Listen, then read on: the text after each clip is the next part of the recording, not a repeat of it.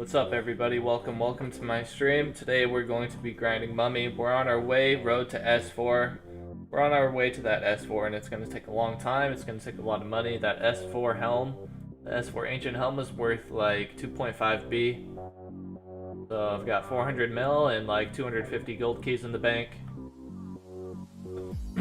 So I figure before I have my S4, I'll either have 1,000 gold keys and I'll pop all of those, or I'll just keep grinding and maybe I'll sell my gold keys and then just buy souls. But we'll see what happens either way. One way or the other, I'm going to end up with my S4 at the end of this somehow. It's going to take probably another month-ish of hard grinding for me to make it to my S4 probably. So it's going to be a while. It's going to take at least a couple episodes of more streams for me to get there. So now what we've got to do is we've got to find a group for Mummy, because I've been grinding Onks a ton yesterday. I didn't stream or really do anything yesterday other than just kind of hang out, chill. It was Sunday, you know, so it's Sunday. I just chilled, grinded some Onks, bam. Not bad for a Sunday. At least I was a bit productive, you know. I got some Onks, so I have 100 now. So now it's time to do Mummy. So that's what we got to do. We've got to find a group.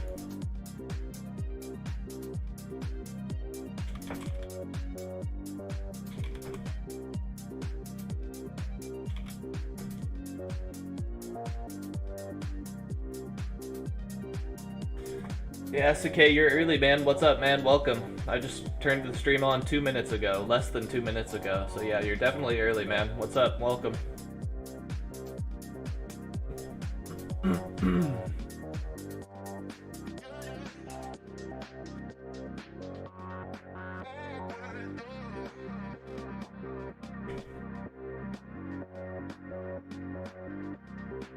I'll take you guys with me over to Discord real quick.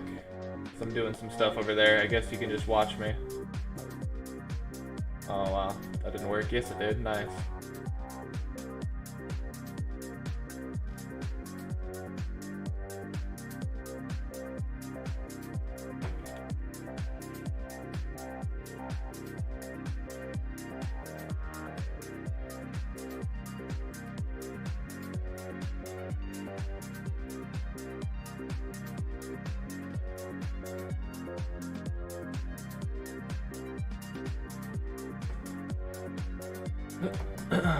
Okay, now I'm gonna get the link from this stream and slap it in there, and then we'll be good to go. And then I'll look for more people to join us.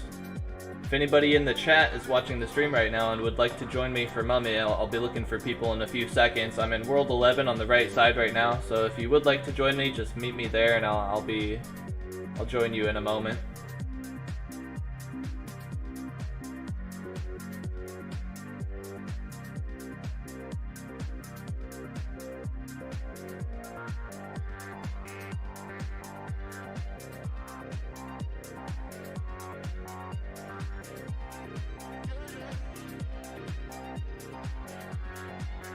Gotta take this, get shareable link, take it over here. Boom. We're live now. Let everybody in my Discord know.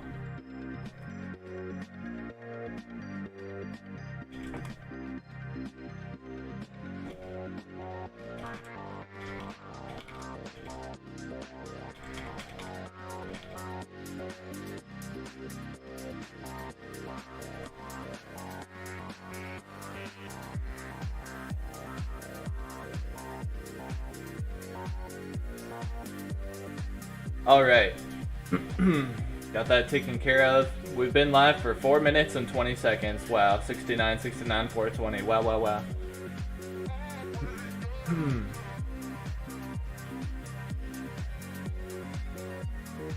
Okay, minimize that. Alright, now I'm looking for a party.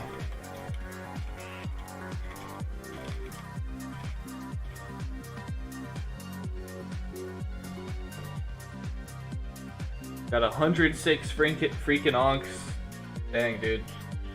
I was doing a bunch of money yesterday and I was calculating how much I was getting per hour in terms of gold made, in terms of how many onks and gold keys I got, disregarding everything else, disregarding all of the keys and stuff. I do stash my keys, I just don't really count them when I calculate money per hour because they're not worth very much, so... Yesterday when I was grinding Anubis, I was making anywhere between, on the very low end, 11.5 mil, but on the high end, 17 mil an hour grinding Anubis. And then when I averaged it out, I was getting exactly 15 million an hour, only including the onks and gold keys that dropped. And then if I were to throw in the other keys too, then it would be more like probably 17 mil an hour. 16 or 17 mil an hour. They don't add too much, but they do add a little bit.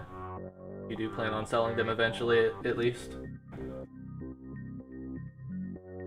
Maybe NSFW Sky would join us, that would be sweet. Awesome, okay. Now we only need one or two more.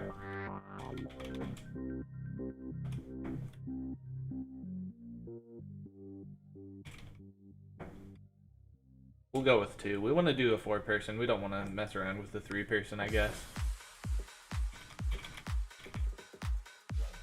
3-person party is just a little bit more complicated sometimes. If your party is great and you all have full ancient gear, then it's no problem. You can 3-man it without ever really having to worry about the mummies, the totems respawning. But man, if you have a 3-person party that's not perfect and then those totems respawn sometimes, it's just more of a pain than it's even worth.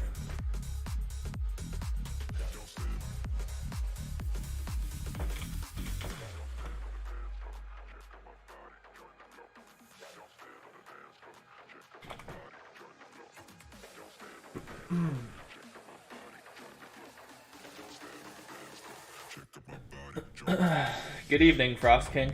What's up, Skate? Wanna do a trio with me and Danimski?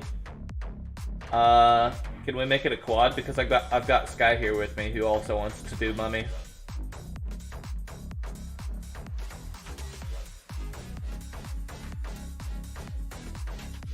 The best shield is the dormant shield, as long as we're talking about permanent shields, but you can upgrade your dormant shield into an elemental shield, which will only have 50,000 charges. So if you use that elemental shield, you can use that shield for probably like 4 or 5 hours straight before those 50,000 charges run out. But the elemental shield is much, much better than the dormant shield. It has 15 accuracy, 15 strength, I believe 50 defense and 20 HP, same HP as the dormant shield, but much greater defense and accuracy and strength, so... Although it's pretty expensive to get one, probably around 100 to 150 mil right now. Maybe a little bit less, yeah, 100 to 150 mil I think right now. For all of the materials that you need to upgrade your dormant shield into an elemental shield, and really I don't think it's worth it. The elemental shield runs out so quick, and there's not really very many uses for it unless you're doing no split mummy or free for all Umbra. It's just not worth it. So even if you are doing those things where the elemental shield is useful, it doesn't even last long enough to make it worth it. So it's really just useless. I think Bart should make that shield a permanent shield, or just, I don't know. Yeah, he should just make it permanent, really, because nobody likes the charges on it, and it's just. Yeah, it's just not good.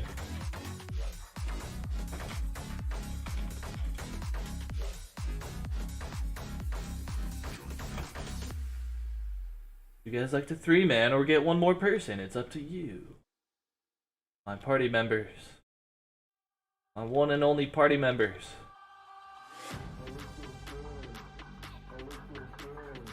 Love the streams, Red. Always makes my day. Hey, man, that makes my day when you tell me stuff like that. Thank you so much, man. I'm very glad you do appreciate it and enjoy it. Thank you so much, dude.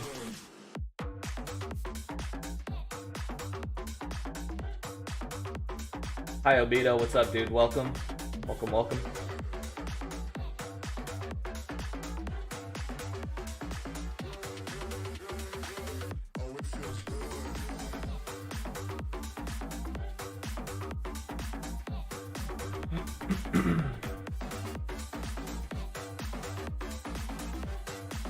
Well, my party doesn't seem to have any opinions about it, but, well, I can't see what Salty Nuts has on. I assume, though, it's probably full ancient, but who knows, you know, it could be Umbra as well.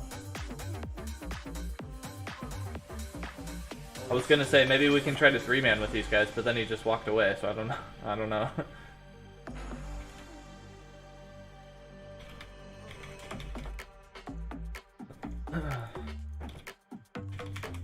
Someone's on the way, I guess. Willie is on the way.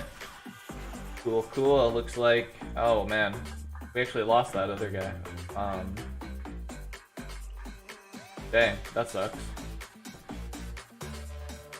Oh, Salty. Salty was the guy that we lost.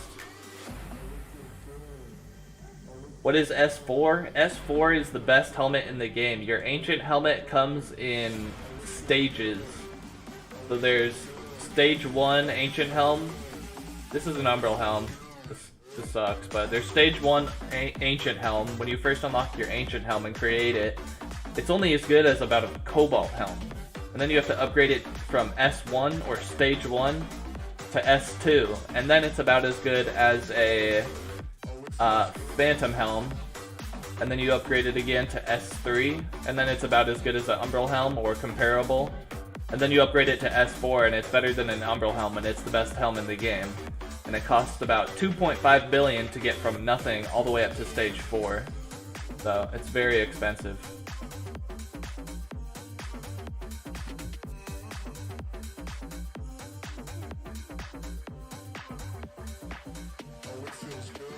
Hey Red, do you think it makes sense to skip Umbra? I'm 97 melee and full golem. Thought I could go straight to ancient. It does not make sense, but there may be a special case where it does make sense. If you're in a guild and your guild is willing to do split loot mummy groups with you all the time, and you can reliably depend on them being there like day after day after day to do that with you, then you can get away with going to mummy with just golem. But otherwise, nobody's gonna want to mummy with you if all of you've got is full golem.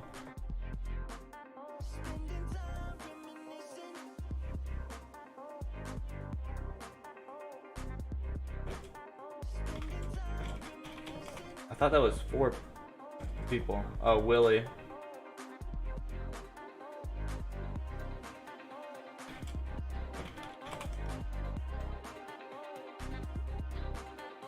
I can't even invite him.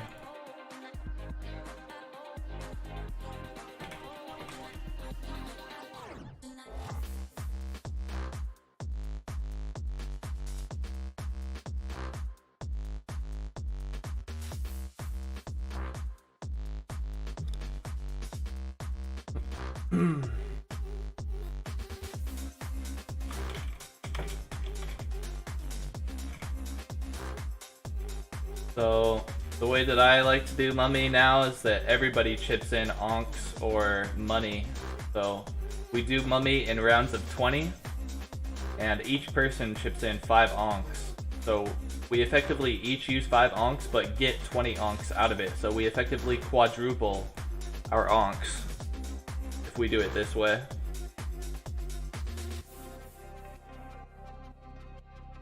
How do guilds work in this game? Guilds in this game currently, they don't have any in-game functionality. There's no in-game systems to facilitate guilds at all. So guilds are 100% solely done through Discord in this game. So you'll have to go to the Curse of Aros official Discord, find the guild recruitment channel, and then search there for a guild.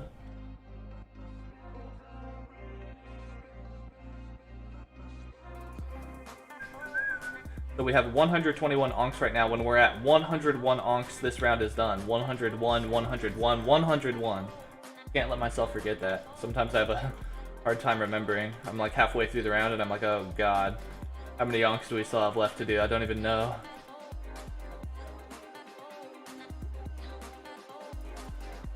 $101. I won't forget this time. I want to wait for the next update to spend all my money, but it never comes. Yeah, it'll come eventually, man. It'll come. Keep holding out. If that's your plan, then just keep holding out, and eventually it'll pay off. That was my plan too, but then I was like, it's taking so long, dude. I'm just gonna go for my ancient helm. Screw it.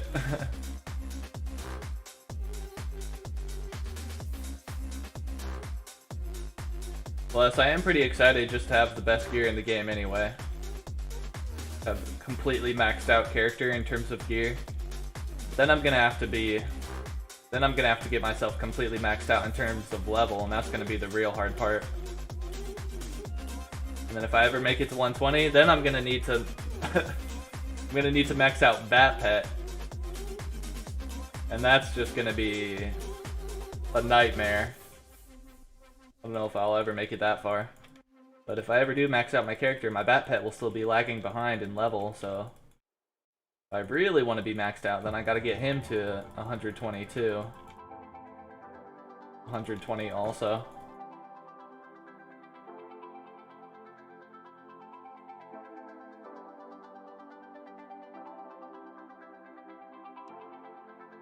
Get subscribers, stream then. Yep. Yep. Would be pretty cool to get some subscribers, wink wink. Wink wink.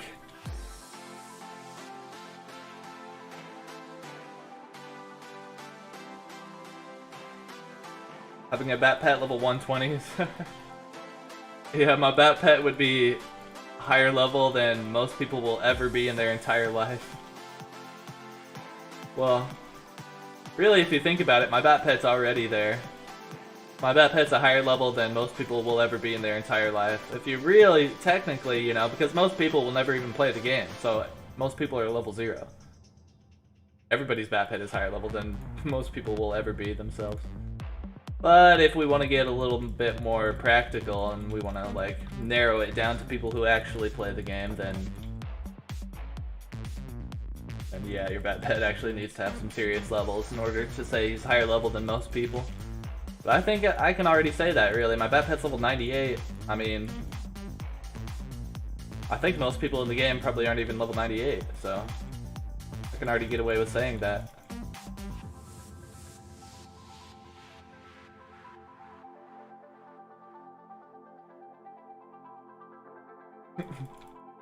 My bat pet could beat a lot of people's booties in PvP, dude.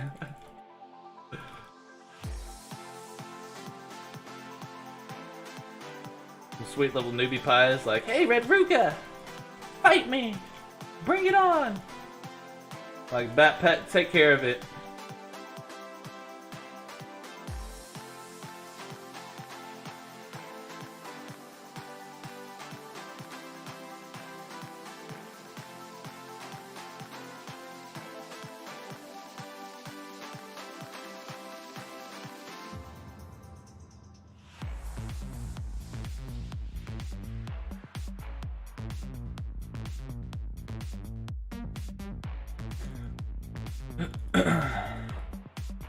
Oh my god, am I not using a shield?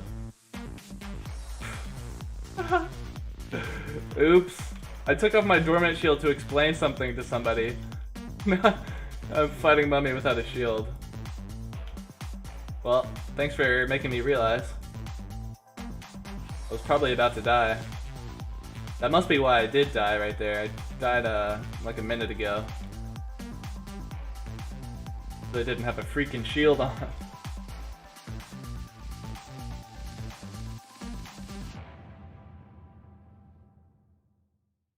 I'm higher than your pet, thank God.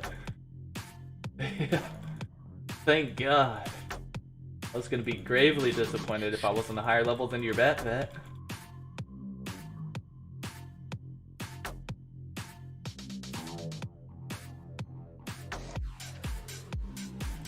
You made Goldmine legs today, Chase. Congrats, man. Big congrats, Chase. Good job, man. What are you, full golem now? Getting there, right?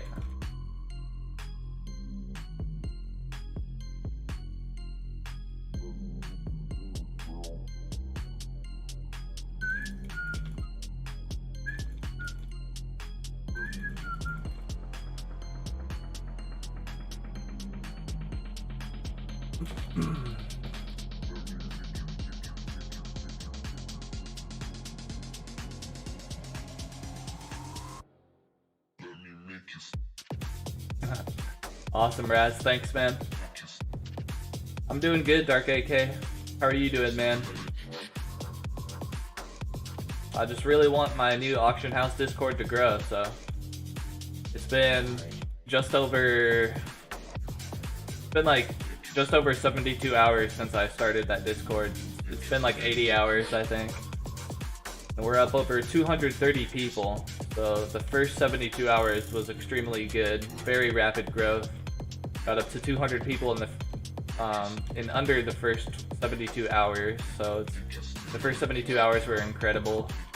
But I think the growth has drastically slowed down now, because the first day, or maybe the first day or two even, I had a decent amount of people helping me out post the ad in the guild recruitment channel, and so we were getting a lot of new people that way.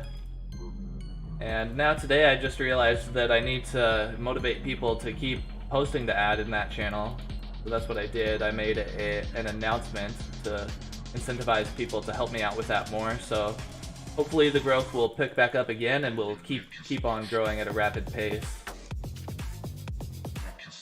But I'm just happy that we even have a couple hundred people in there now as fast as we got them. We got them so fast. That was so awesome. And now we can already use the auction house pretty effectively. I don't even trade any other way anymore. I only use the auction house and it works just fine.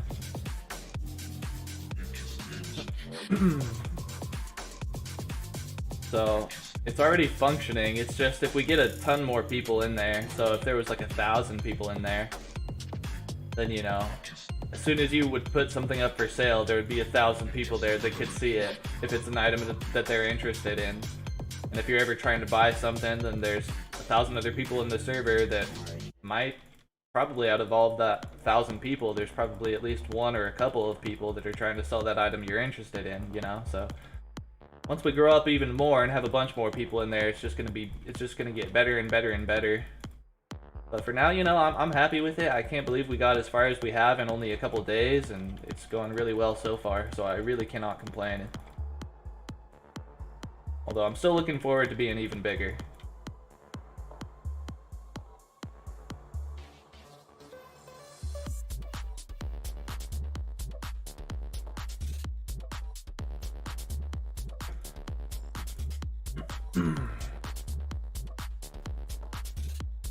And that server's so good because it's so easy to manage. I don't even have to do anything. I don't even need mods or anything. Or bots, or I don't need anything at all. It's just, I just made the auction house Discord, and that's it. Now it's good to go forever. The only thing is, if people abuse it and then go in there and they just chat in the auction house channels, then, you know, it doesn't seem to be a problem yet, but if people do that a lot, then I'll tell them, like, hey, save the chat for the general Discord. And it's not too much effort for one person to mod, to, like, you know, play as mod. It's not too much effort for me to play as mod sometimes and do that, because it seems like I'm not really gonna have to do that much. I've only had to do it like twice so far, so it's not even a big problem.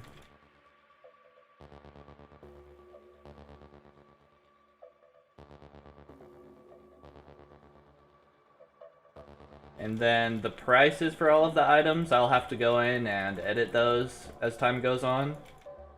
And I'll have to add new items as time goes on, and new items get added to the game. But besides those things, it's so easy for me to run that server. I just really basically don't even have to do anything at all most of the time.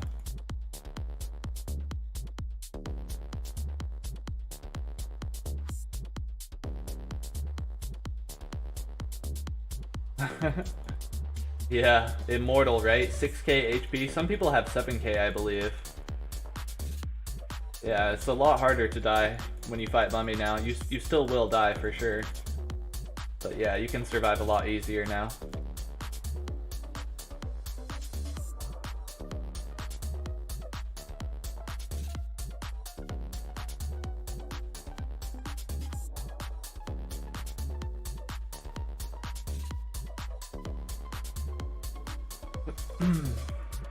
You were killing G-Bats at the same time? You mean like in the same spot? You were fighting for the spot?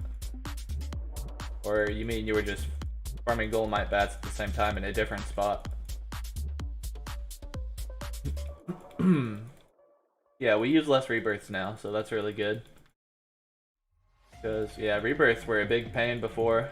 They're still a pain, but they're less of a pain now.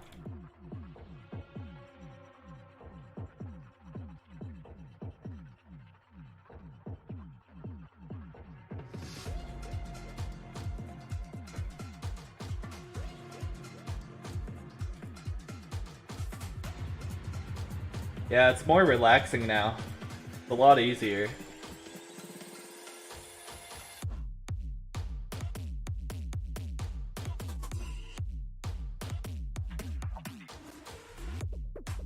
Hey Spike, what's up? Welcome, welcome.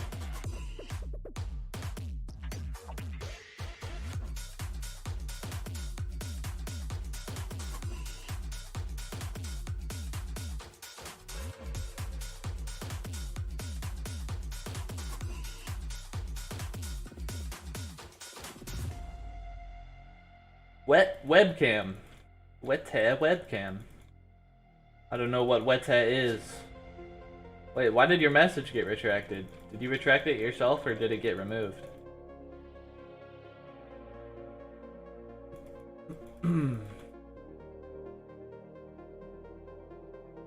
I don't know.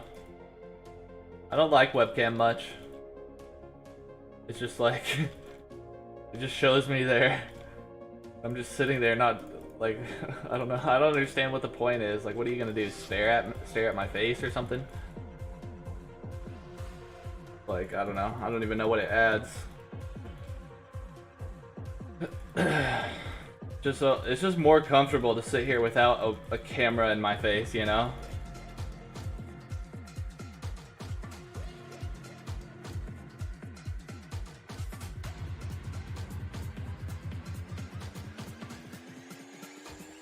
Hello, Red. Good luck on S4 tier and bye. Alright, Sam, thanks for stopping in for a second, and thanks for the good luck wishes. Thank you, thank you. How many souls are there? I came running to live. How many souls? I don't know. I don't know what you mean by that. I need tons of souls, man. I need tons of souls before I can use my S4. Before I can make my S4. I need 140, and I have like 10. 140 souls to make your ancient helmet from nothing to S4. And those 140 souls are what? 2.1B? 2.2B? Something like that.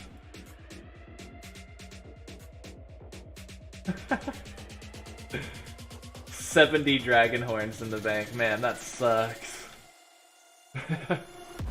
They'll be there forever.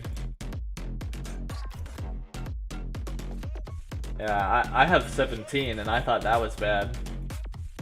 I put them up for sale in the auction house, but of course nobody wants them.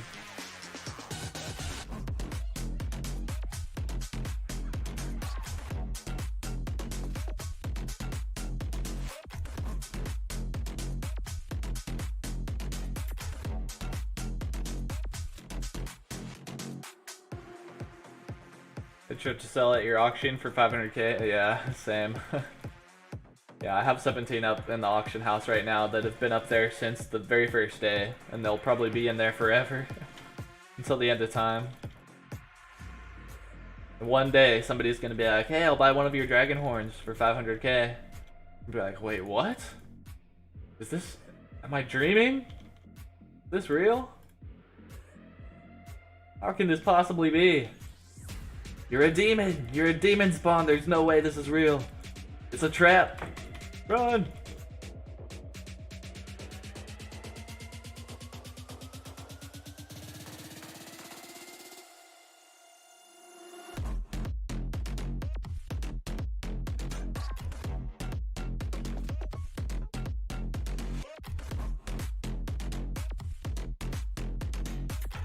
You actually sold one?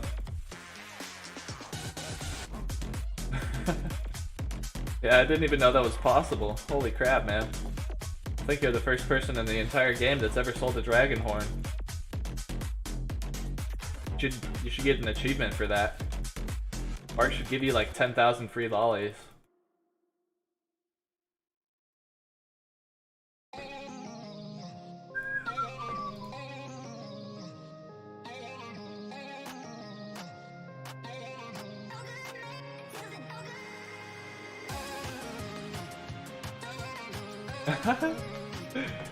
Oh man, that's wishful thinking right there, Sakai. You think they'll go up in price? Dude, I think if anything, the D-Hordes are gonna go down even further in price. Like, they don't have any reason to go up.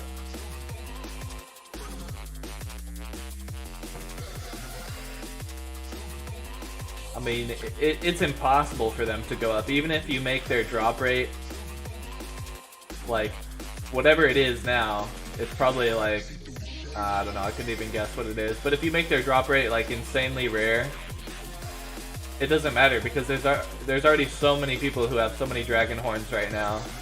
The supply can never be... the supply can never be choked, because there's already so many in circulation. Even if you completely removed their drop chance from the game, even if you couldn't even get them from mobs anymore, it'd probably still be worth 500k.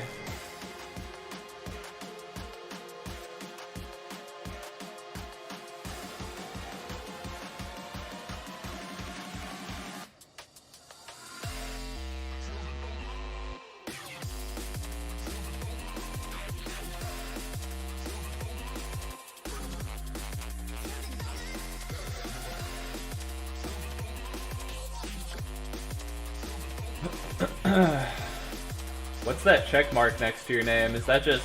did you make that yourself? Like, as part of your name, you typed that in with special characters or something?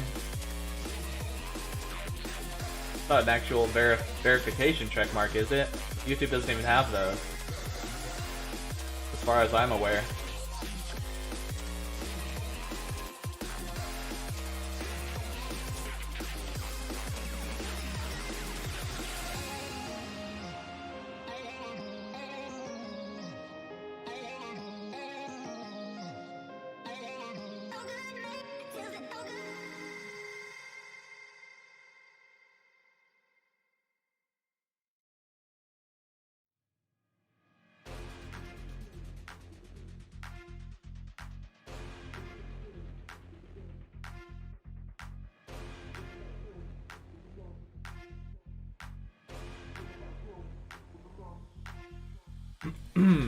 Well,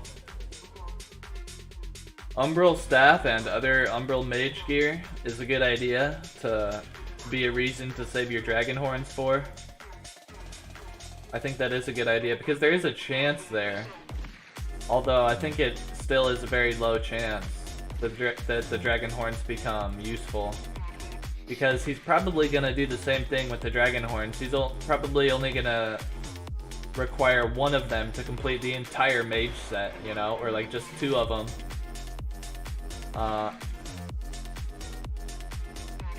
So if that's the case, then their price won't go up at all.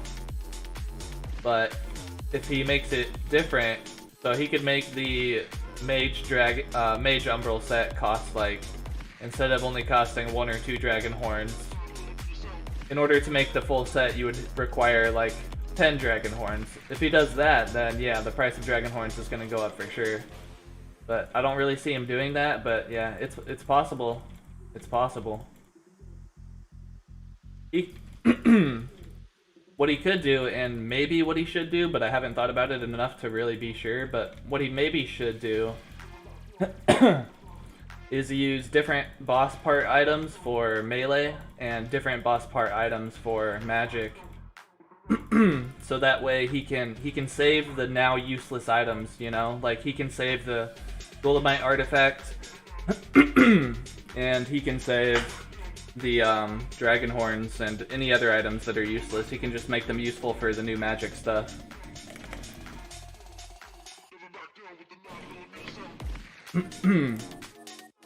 So I mean, that's only speculation and we can never be sure, but if you want to take the risk to bet on the idea that maybe all of these useless items become useful when magic hits, it's possible, and you could do that, yeah, but at the same time, there's investments that right now we know they will be good investments.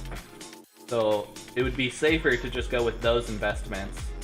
Like right now, Lollipops is the best investment in the entire game. Lollipops prices always goes up, always. And with new updates and more stuff added into the game, Lollipop's value will only ever increase, and it will never decrease unless Bart increases the drop rate of lollies and candies. Then the value might go down. But I don't think that's going to happen. So lollies is always going to go up. Lollies is always going to be a good investment. So if you're sitting on a lot of gold and you want to be set up good for the new Magic update that'll come out whenever it freaking comes out, soon or a year from now, who knows. But if you want to be set up good for it and be ready when it comes out and be rich, then convert all of your gold now into lollies and just sit on them.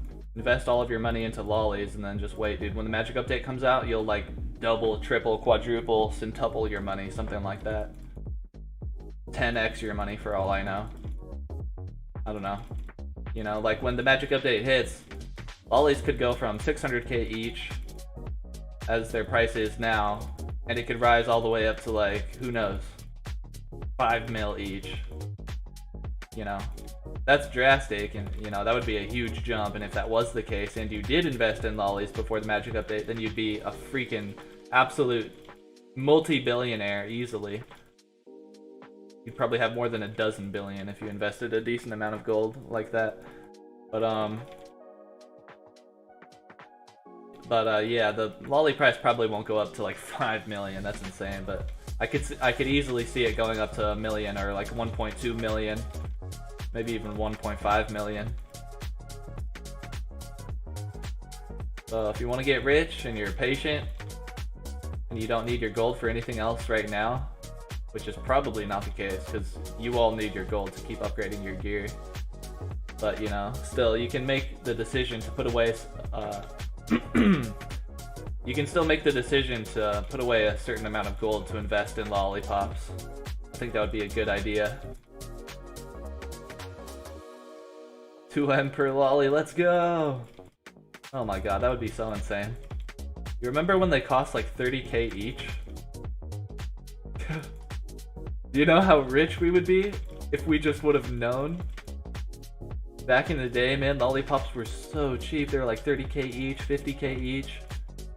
And if I would have just known what was gonna happen to their price, and if I would have just somehow had the insight to know, and if I would have just invested in them, I could have turned.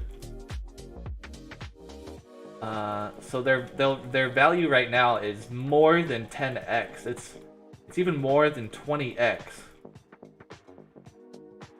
It's more than 20x. So if you invested $1 billion back then, you would have 20 billion now.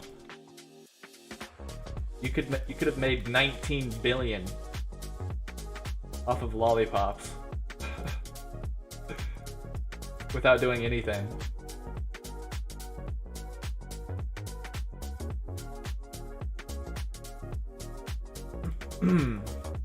Yeah, the 150 mil mummy bandages, yeah. I sold a couple of those.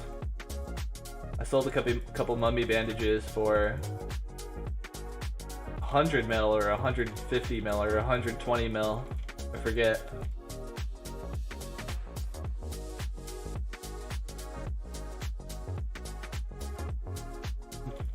Yep, the lollipop price is going up. I used to be able to buy and sell them for around 500k. Now it's like the price is more stagnating around 600k now, it seems like.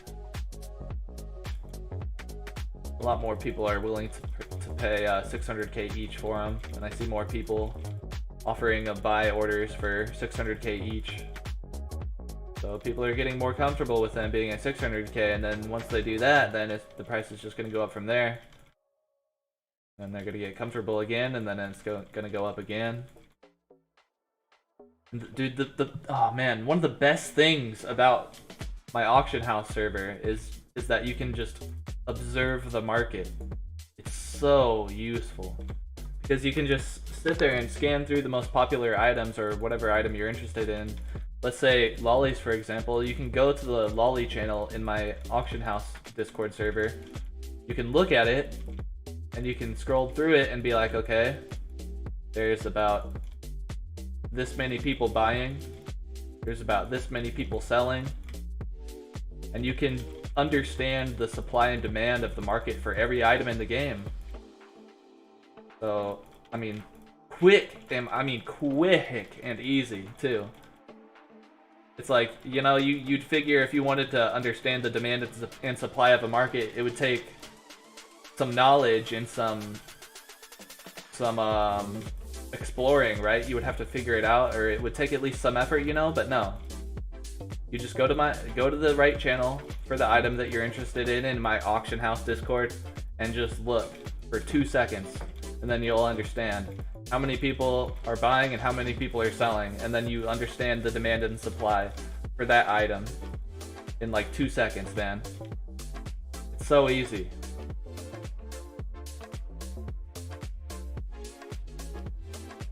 Oh, that was the last one.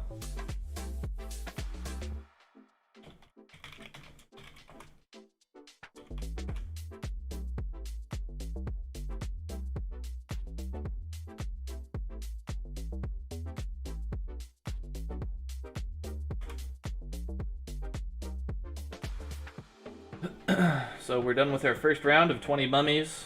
We all put in 5 onks, and so that equals 20 onks. So 20 mummies, and we're done with all of those 20 mummies now. So now we split keys. So we have 22 keys. So we have 26 keys divided by 4 is 6.5. So 2 people get 6 keys, 2 people get 7 keys. I have 6.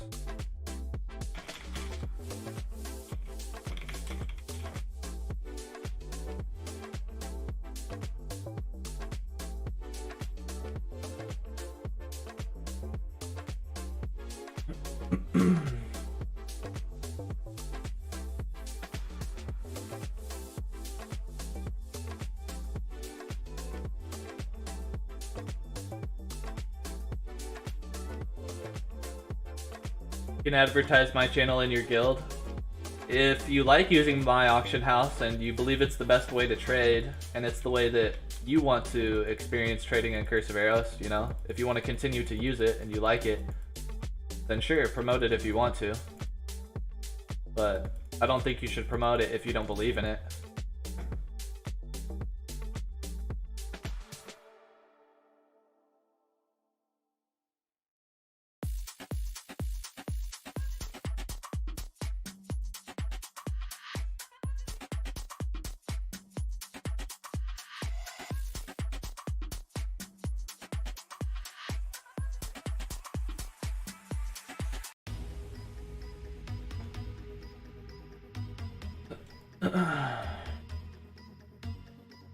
Alright, now we go back. It looks like we lost Willie already, so we're gonna have to replace one person.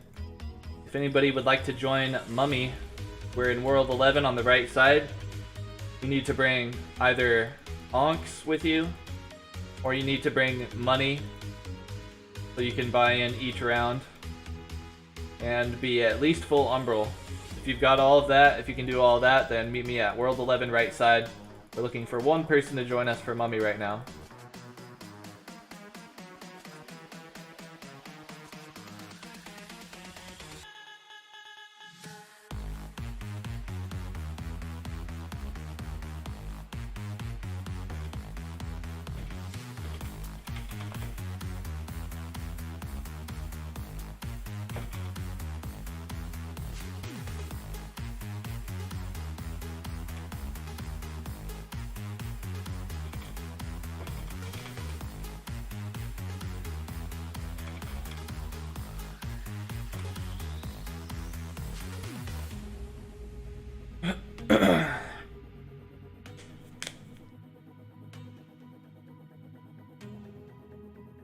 Make a baller. Make ballers out here. Yo, wait, how can you be a baller? You're just the same height as I am. And we're all like 2 feet tall. Look how short my legs are. I don't even have legs, all I have is feet. I'm straight up torso to feet, no legs in between. You're telling me you're a baller? You're 2 feet tall, dude? There's no way.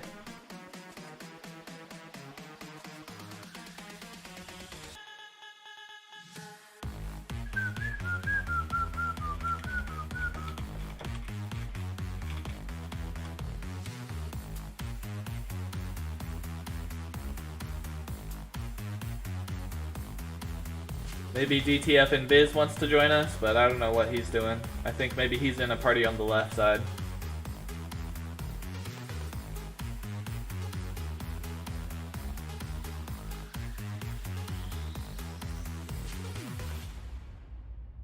Oh, sorry, Glenn, I didn't notice your question until now. What is S4? S4 is the final stage of the Ancient Helmet.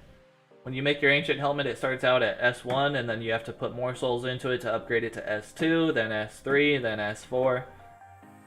So it takes about a 2.5 billion investment to make it from nothing to your S4 helm. Or from no helm to your S4 helm, I should say. So I've got like 400 million now and 250 gold keys in the bank. I figure once I'm at 1,000 gold keys, maybe I'll just open up all of those, and then maybe I'll have enough mummy souls.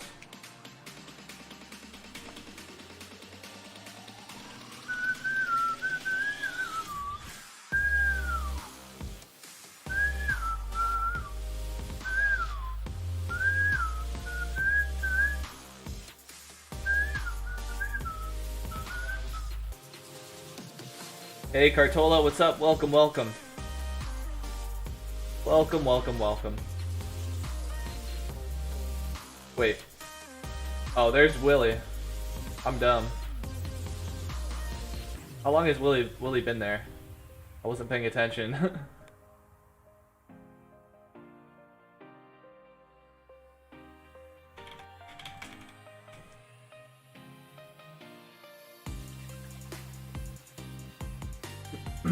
You can buy the balance fragments. You can buy the balance fragments to upgrade the dormant shield to the elemental shield, but you can't buy the embers that you need to turn the buckler into the dormant shield. So no, you cannot purchase the materials for the dormant shield. You have to grind them yourself from the phantom flames, spectral flames, and phantom flames.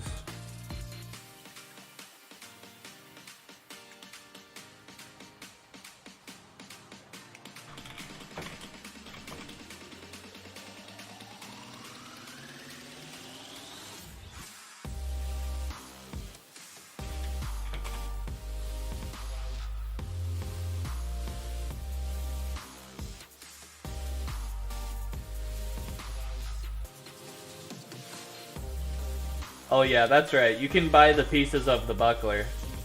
Forgot about that. To make the first iteration of the new shield, you have to grind the, what are they called? Shadow Fiends in the Shadow Dungeon. They'll drop Shadow Buckler Fragments, I think they're called. Something like that, or Shadow Fragments. You take those to the Shadow Forge and then you make your Shadow Buckler. But you have to buy the embers to upgrade the Shadow Buckler. Or, did I say buy? You have to grind the embers to upgrade the Shadow Buckler to the Dormant Shield. You have to grind them yourself from the Shadow Flames, Phantom Flames, and Spectral Flames.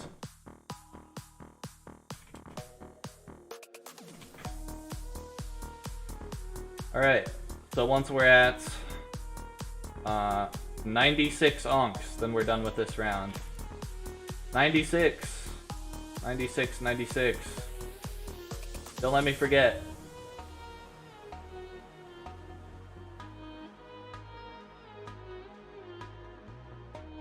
I'm actually gonna write it down because I will forget probably.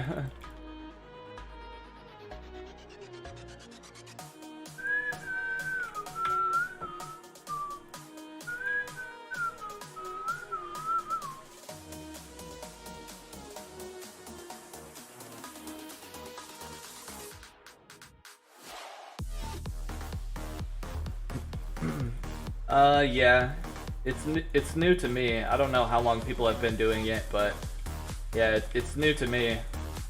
I've never seen anybody trade onks or gold before every 20 rounds of, or every 20 fights of Mummy. It's good this way though. I like it a lot. It's very, very good. It's because you effectively quadruple the amount of onks you have. Because everybody pitches in 5, so it's like I only have to use 5 of my own onks in order to get 20 mummy fights. So if you use this method, you get quadruple the onk count You quadruple your onks. It's pretty crazy. Like, okay. I spent, let's see. For 10 onks, it's 5 mil. You can turn that 10 onks into 40 onks, though. You can effectively turn that 5 mil into 20 mil. Yeah. It's really worth it. Definitely do mummy with this strategy if you can.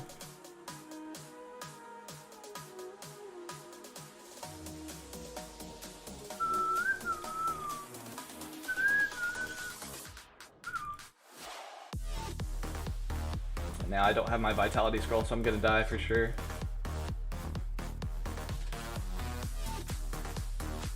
Come on, curse, fall off! Yes! I did it! I'm the best! Now I'm gonna get hit by that curse ground and die, aren't I? Yep. But I got my vitality scroll, so I might be able to heal through it.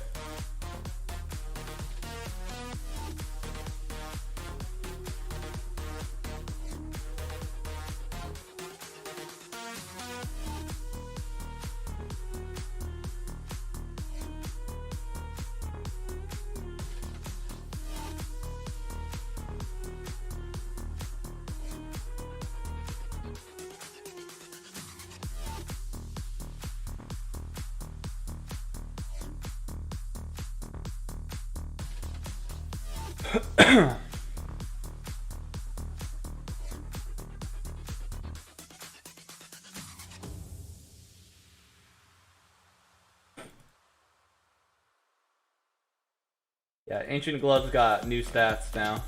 They got buffed. Magic and Archery are not coming out at the same time. The developers are working on Magic first, and then Archery will come out at a later date.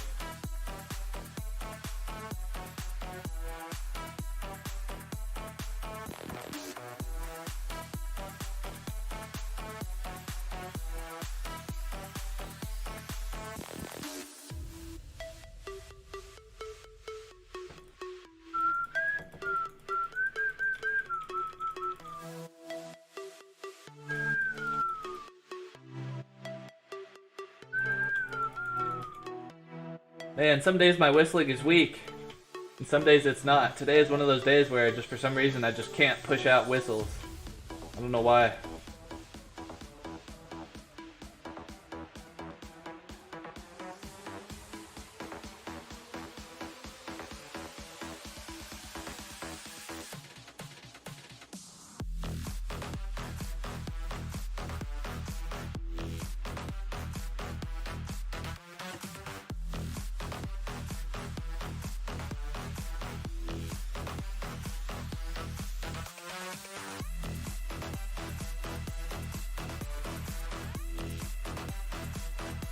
Someone paid 5 onks and left after 5 mummies. Wow, that's stupid. Maybe they didn't know any better.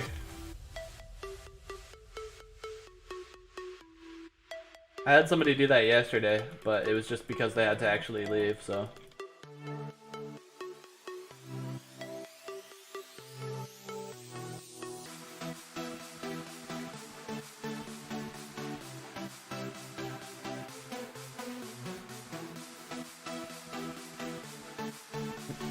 Is Patreon worth it? The PC client itself, if you're asking me, I would say it's worth it. I think the game is so much better on PC. Just because I don't really like the mobile controls. I think it's stupid that the potions are at the top right of the screen, or even if you can move them to the top left of the screen too, but even that sucks. I just think it's so, dude, it's just like so simple and easy to understand that the heal button needs to be like right here, or right here where the pickup button is. Like, this is terrible. I can't even believe that they think that's a good idea.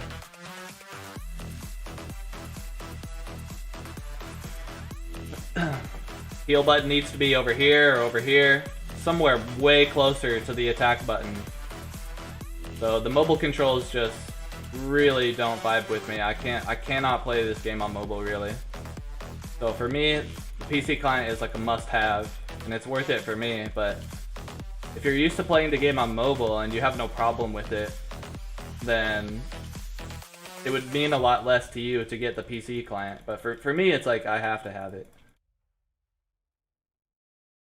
And so then I guess I would have to recommend it. But you know, like if mobile's fine for you, then there's no reason for you to get the PC client.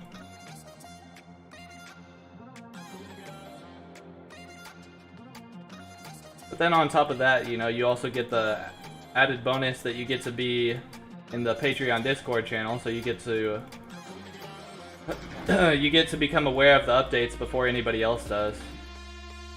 And the Patreon announcements channel in the Discord, they'll let you know ahead of time when updates are coming out. They'll let you know like a couple weeks ahead of time. Sometimes. Not all the time.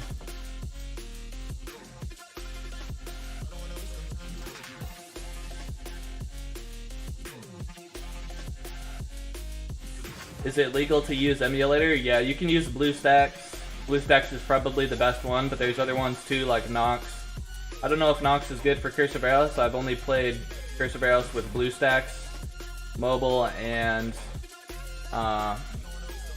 the official PC client. So yeah, emulators are fine. You won't get banned or anything if you use an emulator.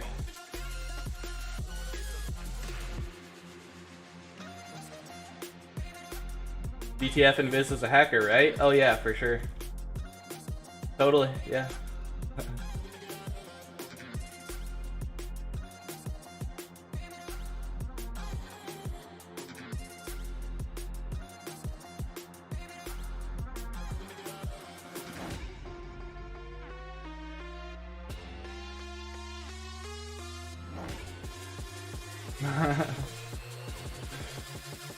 Yeah, you're a hacker in Viz, man. Chill with the hacks, dude. Not fair for the rest of us, man.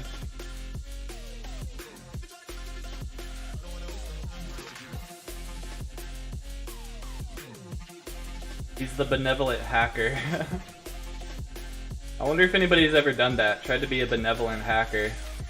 So they hack and cheat, but they do it to like help other people out.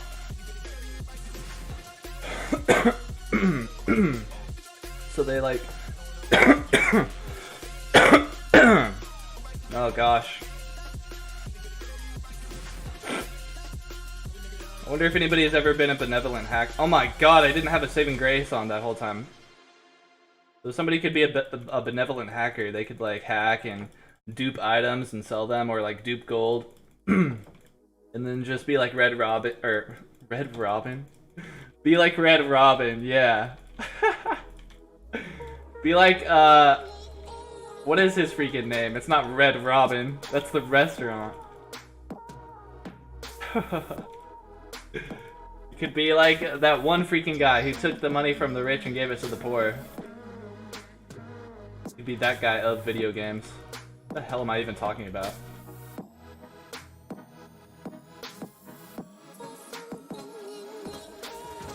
I can't remember that guy's name. What's the name of the guy who steals from the rich and gives to the poor? It's not Red Robin.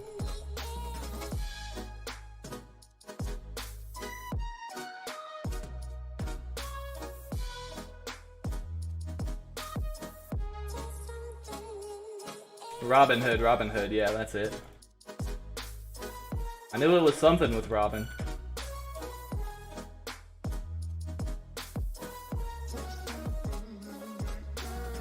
Dang, it's getting so hot. Oh my god. My state is experiencing a heat wave right now. And it's just stupid hot. I'm sweating here. I don't have any air conditioning.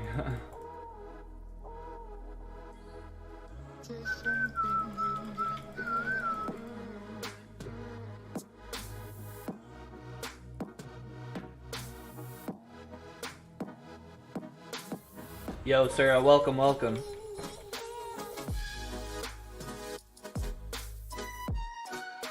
Yeah, thanks guys. I didn't have my saving grace on. That was bad. I really hope I don't forget next time. I really can't be losing experience out here. If I die, that's a 1.5 mil. 1.5 mil experience every time I die.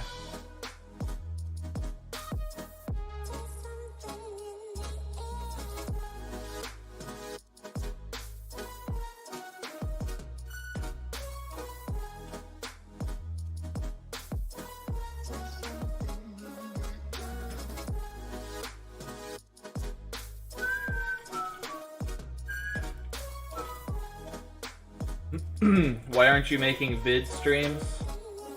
I don't know what you mean. What do you mean? Why am I not making videos? I don't know, I'm making streams instead. Like I could spend a bunch of time streaming, but if I do that I don't have any time to make videos. Or I could spend only a couple hours streaming and then maybe put some time into videos too.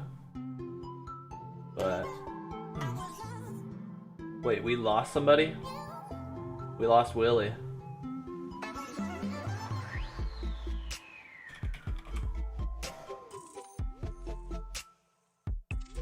There he is.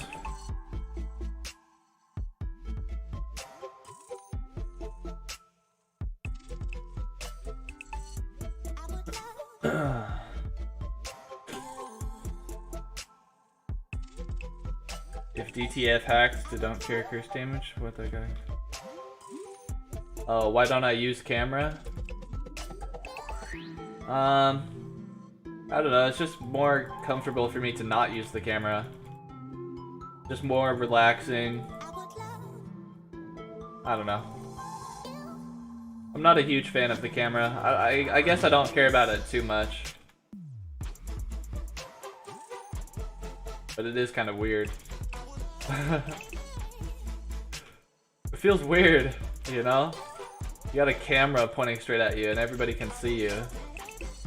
But you can't see anybody else. It's weird.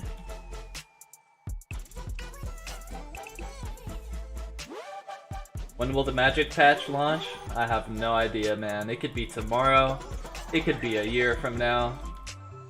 There's just no way to know.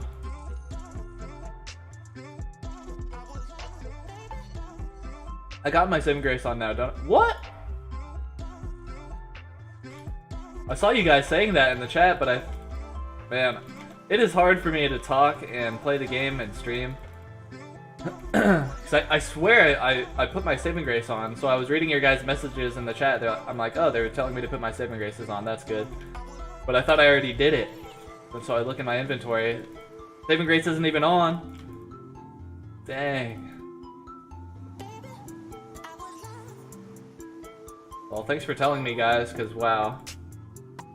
I swear, man, if I die out here without a saving grace, it's gonna be awful. It's gonna be terrible.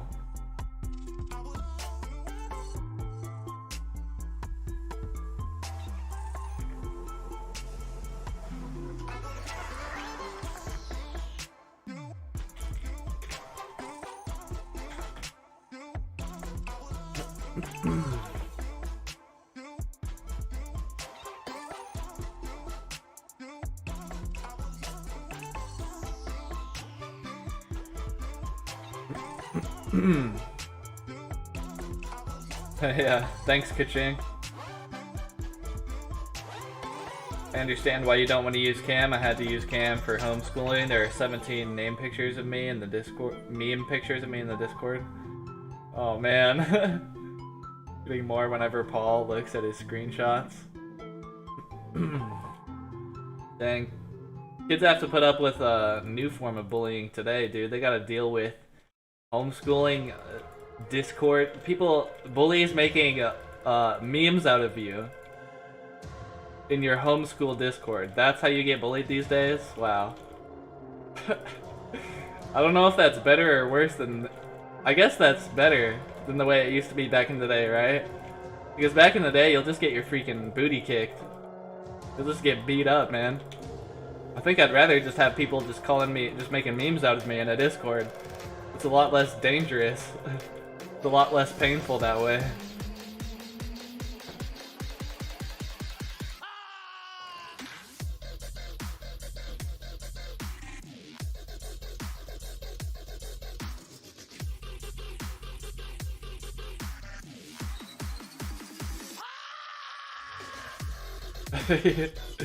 Bullying isn't that bad, the memes are funny.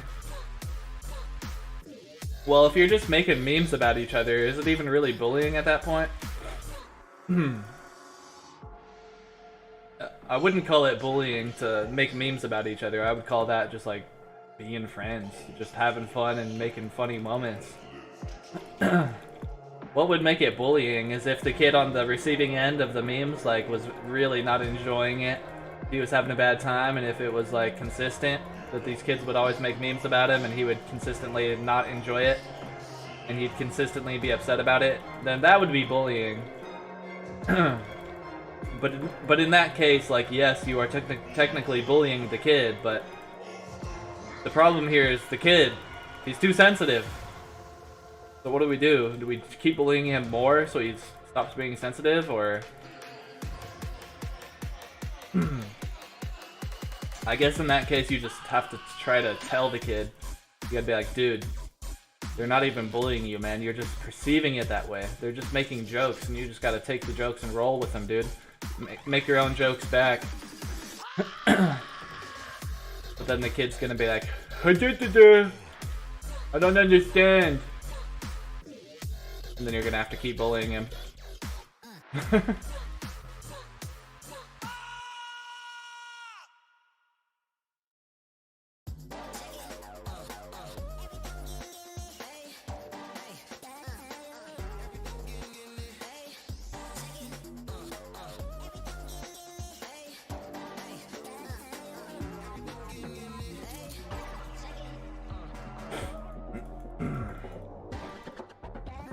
They just make memes of me. The other kids' webcams are not that funny to watch.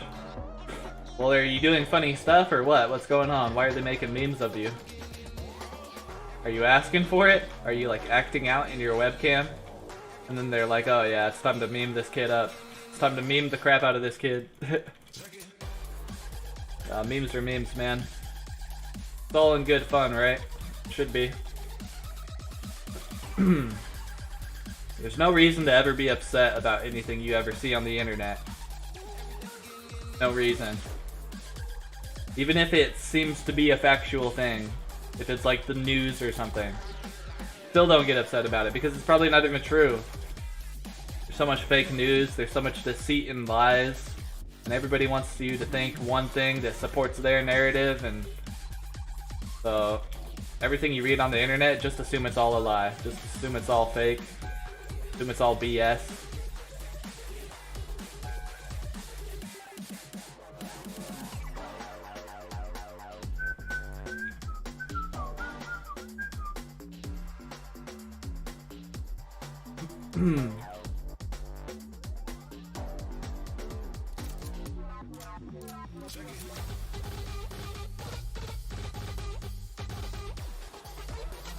Yeah, that's banter.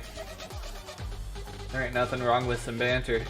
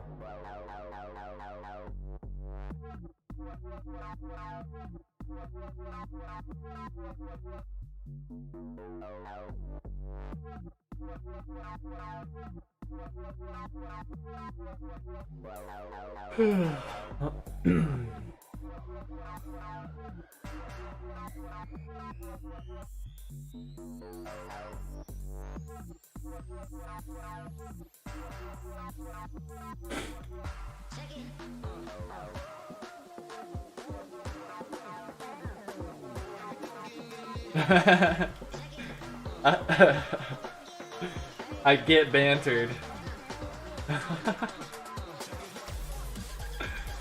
I got bantered today.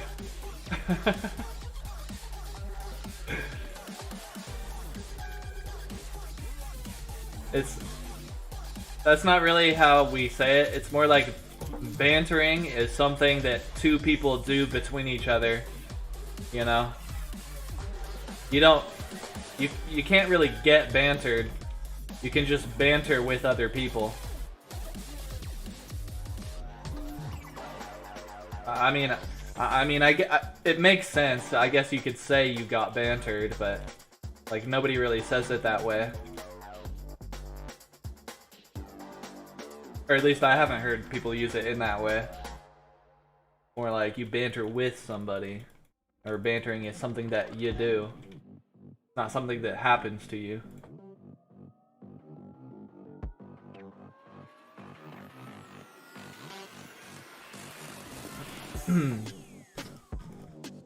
Alright, see you later, Sakei. Thanks for hanging out, man. And same thing to you, Kaching. Peace out, guys.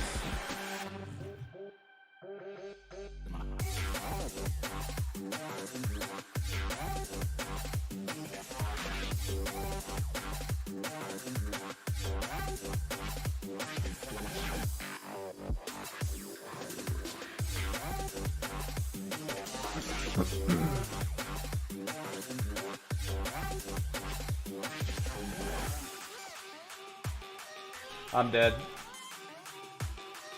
Maybe not.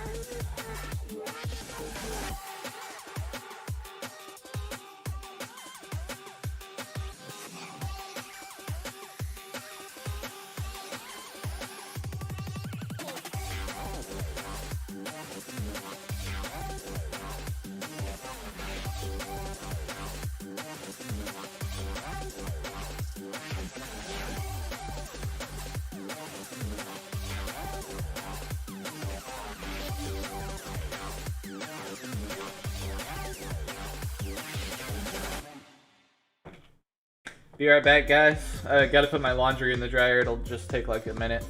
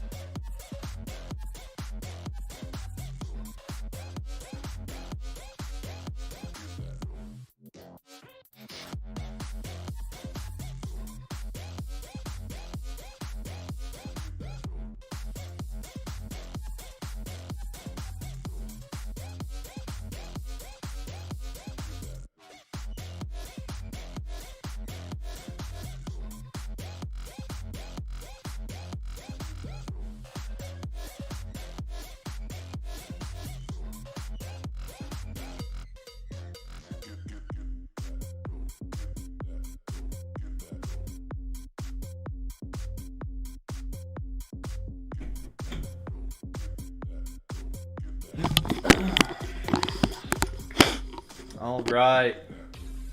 Alrighty. We're back.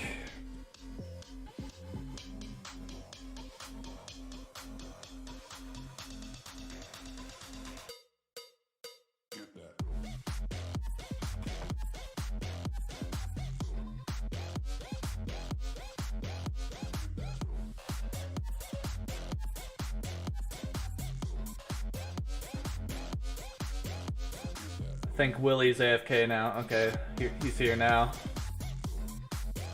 Nice, nice. Is it bantering if only the person the memes are about don't know about it? No, that would be more like bullying. If you're not involved in it, then that's Well, it depends on how you look at it. You could call it bullying, or you could just call it people making jokes, you know? People making jokes. I don't know, the person, somebody is at the butt of the joke, and so I guess you would say that they're bullying that person, or you could say that, or you could just say that they're just making a joke about somebody and this person just happens to be the butt of the joke. You know, at the end of the day, it doesn't matter though. Whatever they say or do, why would it ever matter to the person who's at the butt of the jokes, right? It really shouldn't matter, but I know it's not that simple. I know the person at the butt of the joke, in that case, could feel like that's not fair for them to make jokes about him when he's not even there to defend himself. But really, one of the most important things that you can learn in your life is just that, like, just nothing that anybody else does or says ever matters or makes a difference in your life. And, you know, you should never let anything that anybody ever says or does, like, get to you. So if they are making fun of somebody's behind their back, who cares? If they are doing this or that, who cares? That's just them engaging in that activity, and maybe that makes them a worse person, or maybe it doesn't. But it doesn't matter. The only thing that matters is you and your own progress and your own life. Anything anybody ever says or does not matter.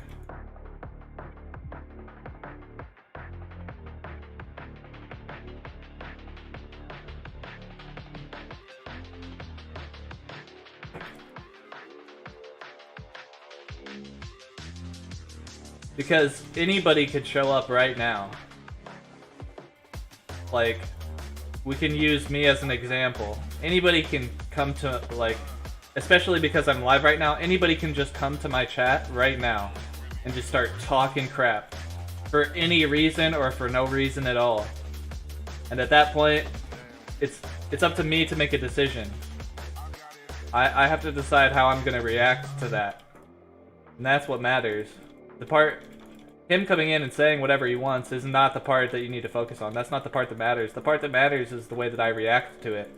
I have some options. I could ignore it. I could react to it on the same energy level as it's been brought to me. You know, by that I mean, like, he's brought this negative energy to me, so I could react with similar negative energy. Or I could react with positive energy. I could try to be like, oh, I hope you're having a good day. We're having fun here, you should join us, you know, or something like that along those lines. So I could react with positive energy like that, or I could react with negative energy. I could be like, F you, man, who the F do you think you are coming up in my chat, blah, blah, blah, blah. Or I could ignore him. And the best things to do would either be ignore him or react with positive energy. And if you react with positive energy and they don't reciprocate, or if they don't change their behavior at all, then you switch to ignoring. And then, yeah, nothing anybody says or does matters, man. The only thing that ever matters is how you react to other people. And it's always up to you.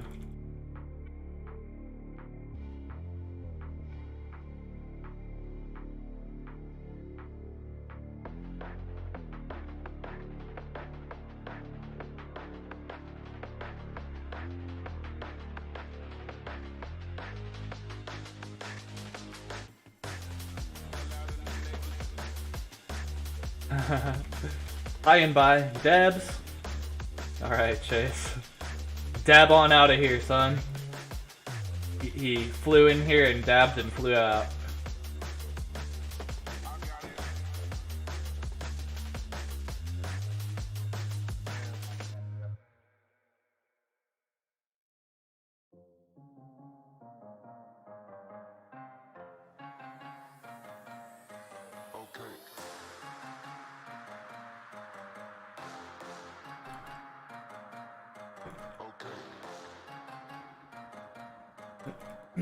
Yep, it's all about context, it's all relative. Yep.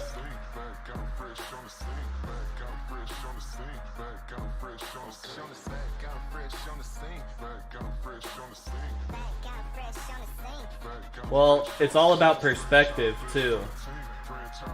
Somebody can say something to you and you can perceive it as bullying, Your perception of that being bullying is your perspective. Perspective is what is important, because the same exact thing can happen to two people, but person A perceives it as a good thing.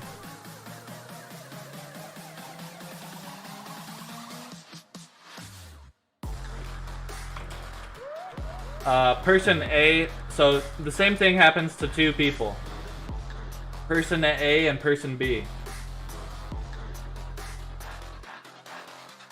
Hold on. Person A perceives it as a good thing. Person B perceives it as a bad thing.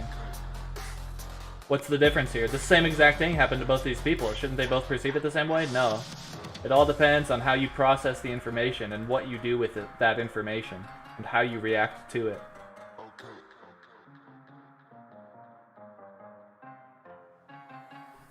Like, yeah. I can explain more in a moment, maybe.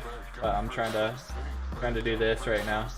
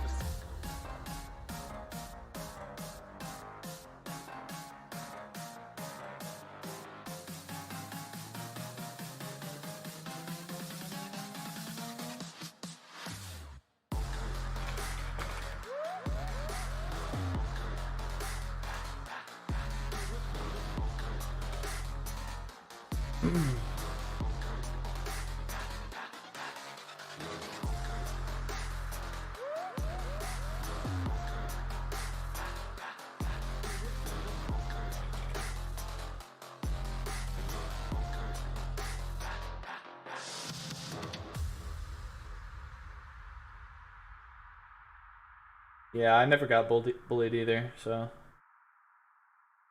it's easy for me to say when it's never happened to me, right?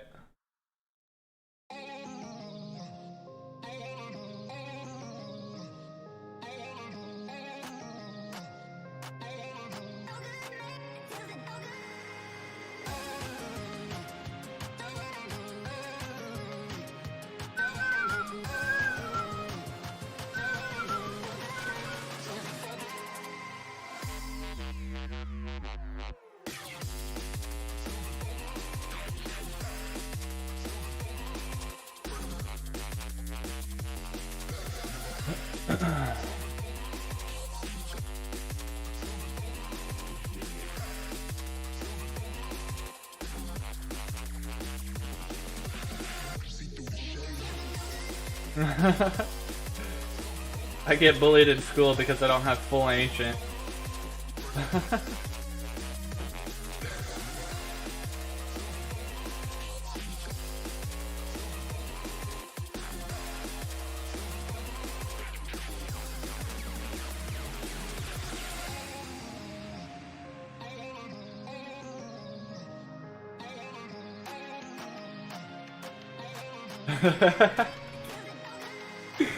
If they have problems, we can just step outside.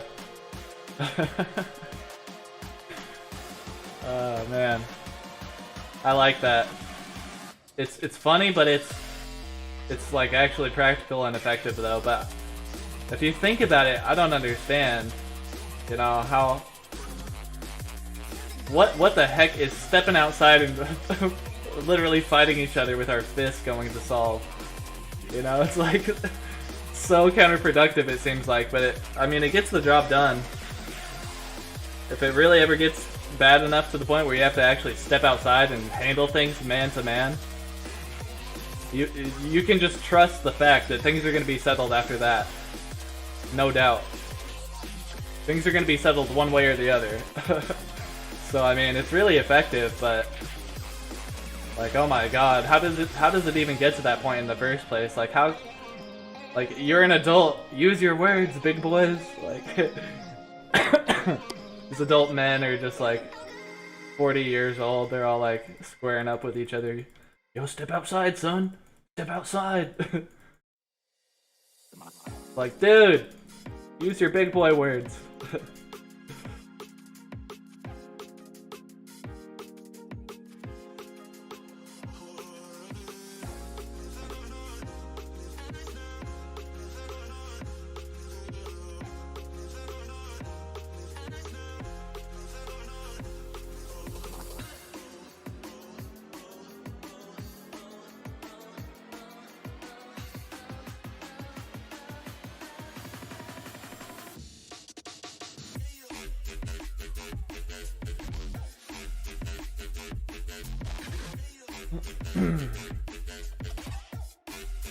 What?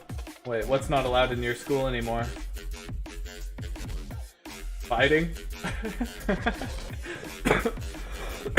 I hope it wasn't even allowed in your school in the first place. Unfortunately, fighting is not allowed in my school anymore. The kids used to really be able to settle their problems with each other. Sure, they went home with some black eyes, some broken arms. But you know what? At the end of the day, we all came together, and we were stronger and better people for it.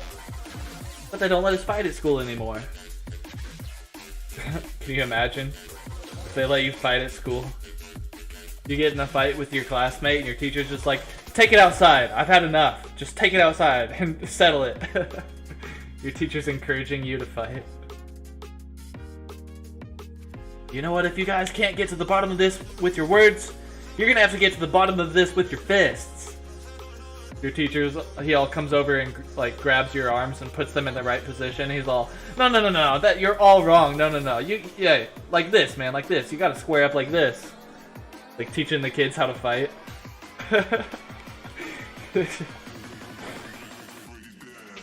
Hey man, that's what teachers are for. They're supposed to teach the kids how to do stuff, right?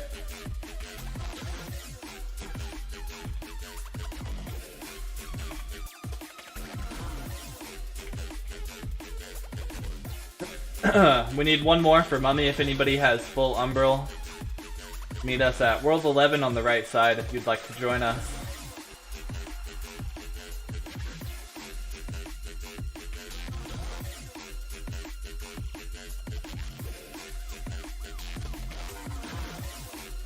Hey, welcome back, Chase.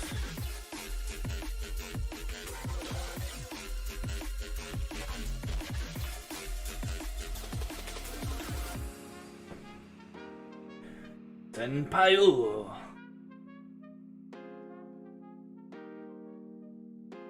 My martial arts sensei-u said to just use words, but if you ever are pushed, don't just take it because it justifies to the individual. They can keep going. It's sad to be honest. Really? Human psychology is so amazing. Man, people can be so different because I would have thought it at first thought, like if you were to get hit and not fight back, the person would stop. Because they'd be like, man, if this person isn't even going to fight back, like, you know, I can't just beat this dude, like, if he's not even going to defend himself.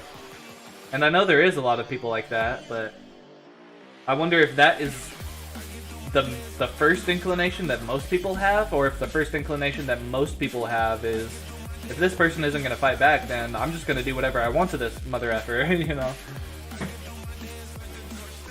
Alright, see you later, Chase.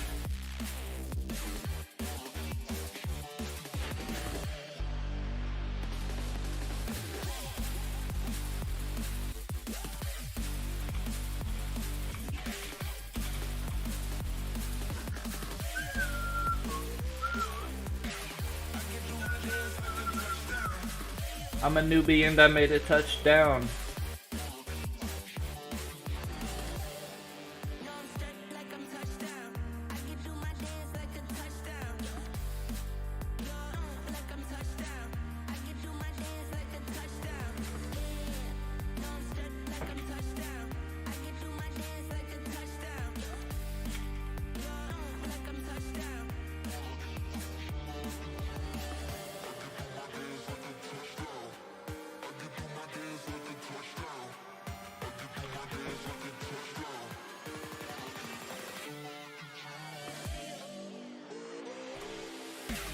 I can do my dance like a touchdown.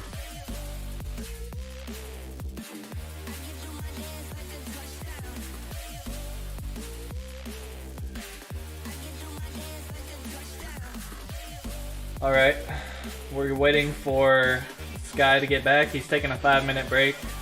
I'm gonna go use the bathroom. I'll be right back.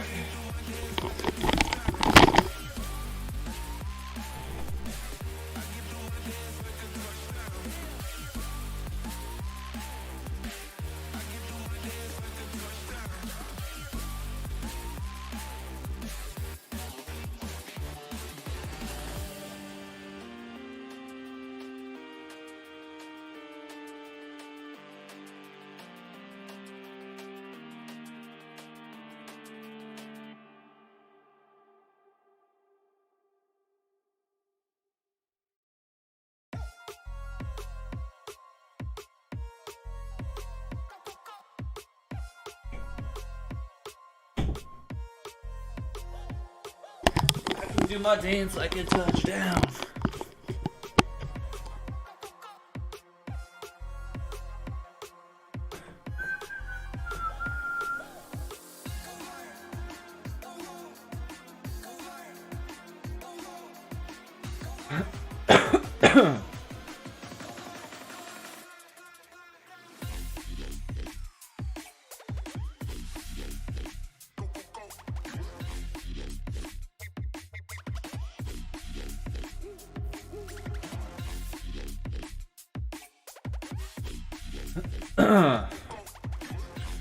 Okay. Okay.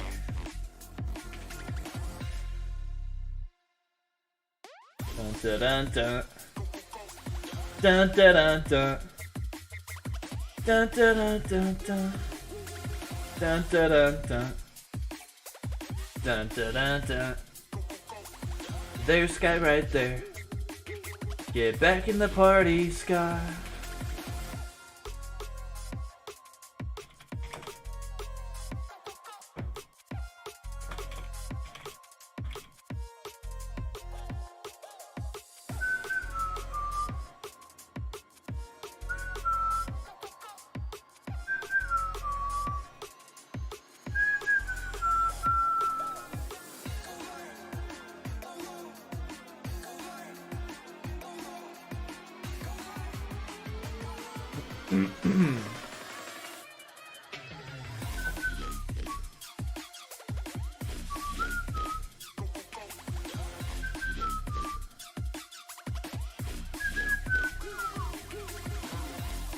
I can't whistle today, man.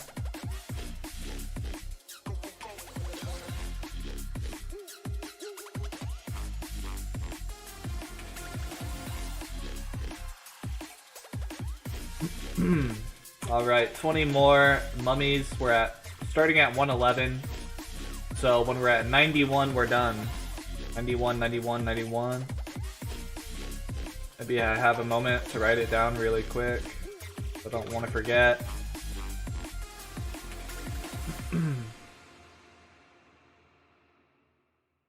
Use healing relics for a better chance of surviving. Yeah, but those also cost money. At that point, it gets a little complicated to figure out what's the right decision, right? Because then you have to decide, okay, is it better for me to spend X amount of money on healing relics? And how many scrolls of rebirth will that end up saving me?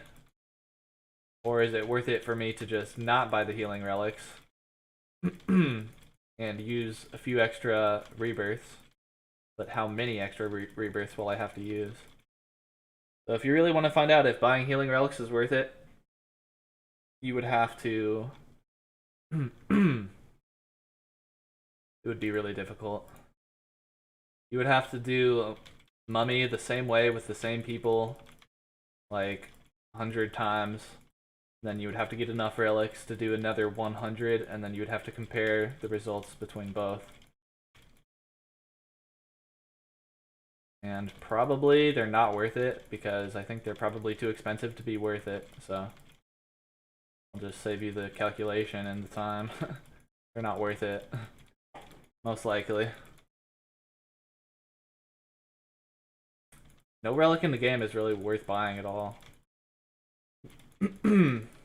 Because there's really...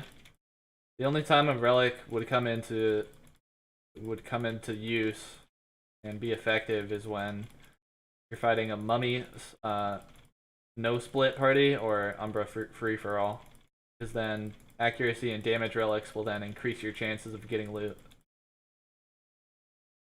Either those or nature relics, but then it's the same difficulty with nature relics. To figure out if they're useful, you would have to use them enough and compare using them against not using them and see if the outcome is worth using them. But again, probably not, because they're so expensive. But you can still cut wood and make relics and sell them to players and make a ton of money off of it.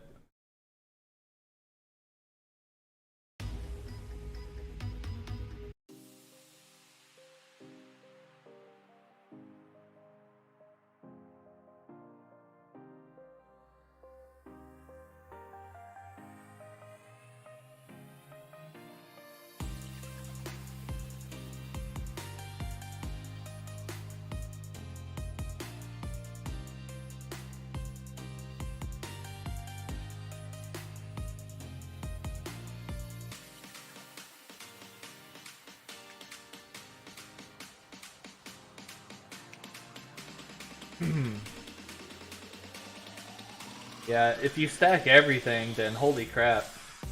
You're set, man. If people steal loot from you when you're stacking everything, I mean, they probably just don't even have a chance to steal loot from you if you're stacking everything. As long as you've got, like, same level and gear compared to the other people that you're competing with. So you could use...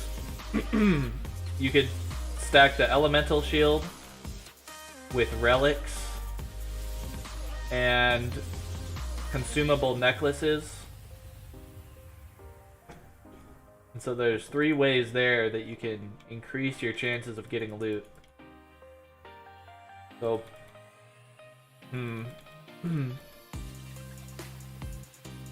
so a really good thing to do, so let's say for example you're a top end player, you're a really high level, you've got full ancient gear with your S4. And so, of course you can just make a ton of money at that point, and then, so that's one way that you can prepare for future content. But one way that you can prepare yourself for future content also is by stacking up as many consumables that will aid you in increasing your chances of getting loot.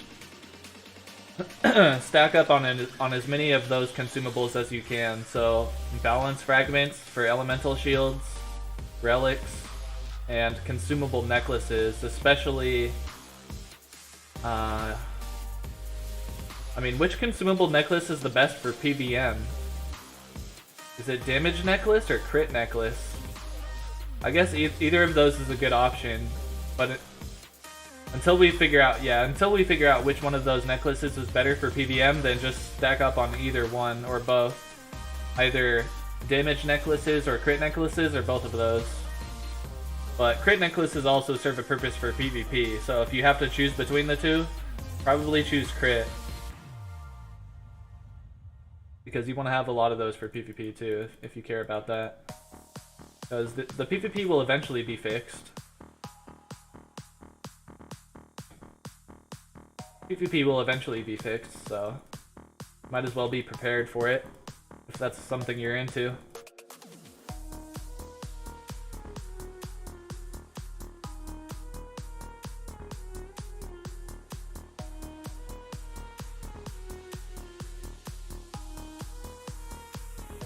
Yeah, I'm not opening the keys today, Spike. I'm gonna save up keys until I have like 1,000, then I'll open them all at once. It sounds nice, but if your RNG is trash, then damage would be more consistent. Yeah, what I feel like at first thought is that probably damage necklaces are better for PVM, and then crit necklaces are better for PvP.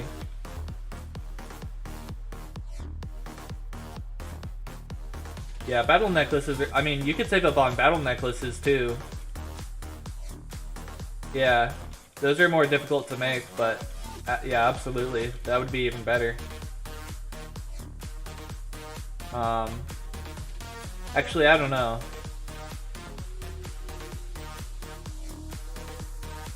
If future content comes out that's actually really difficult to survive, then Battle Necklace is going to be the best, but if you just want to get more chances at getting loot, then Damage Necklace is going to be the best for PVM.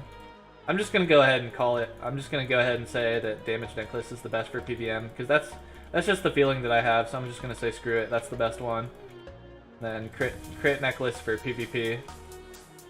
Damage necklace for PVM.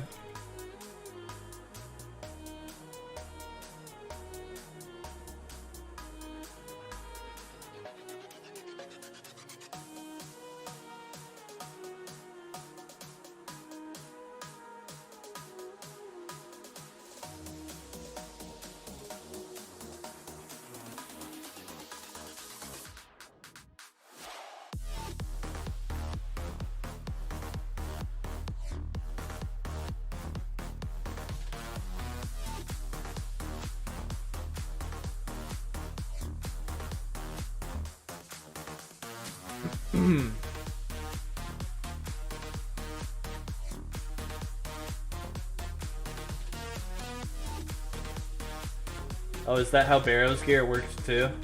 I didn't play enough RuneScape to know.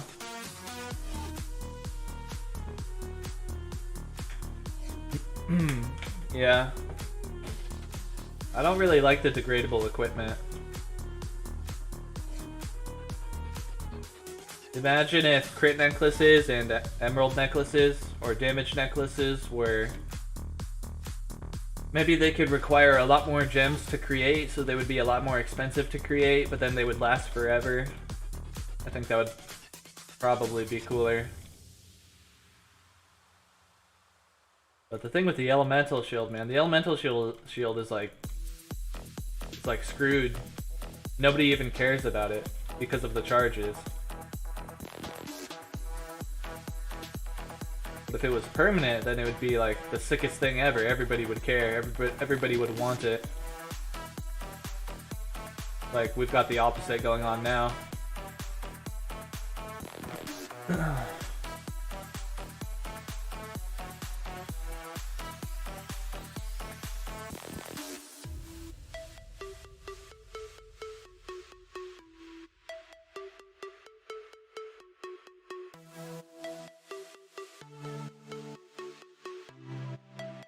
The only real use for the elemental shield, I feel like, is to just prepare for future content. Because like, you're never gonna want to use the element. You'll never really want to invest the time that it takes to get enough balance fragments to upgrade your dormant shield from dormant to elemental. But if you're one of the few people who's at the very end of the game, you have full ancient, you have everything, you have nothing else left to get, and you're completely prepared for future content. At that point, I guess one of the things that you could do is you could just keep grinding Shadow Demon over and over, get a ton of balance fragments, and so when future content comes out, you'll have like unlimited elemental shields, so that you can always have better odds at picking up loot. Because you'll always have an elemental shield, while probably most other players will not. But, you know, even then, it's like... I could just keep grinding money instead, and just make a ton of money and get way richer, instead of grinding Shadow Demon.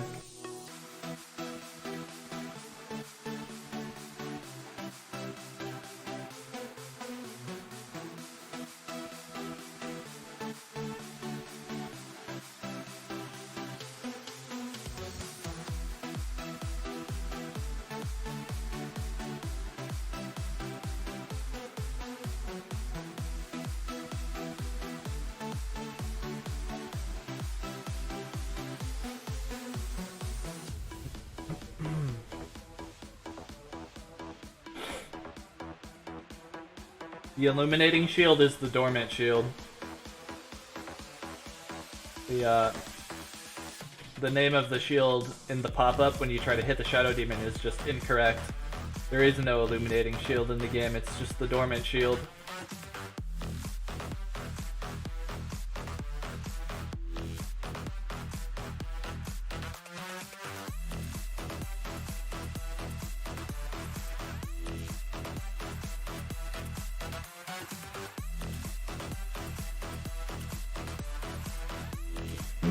Maybe he'll do it for longevity.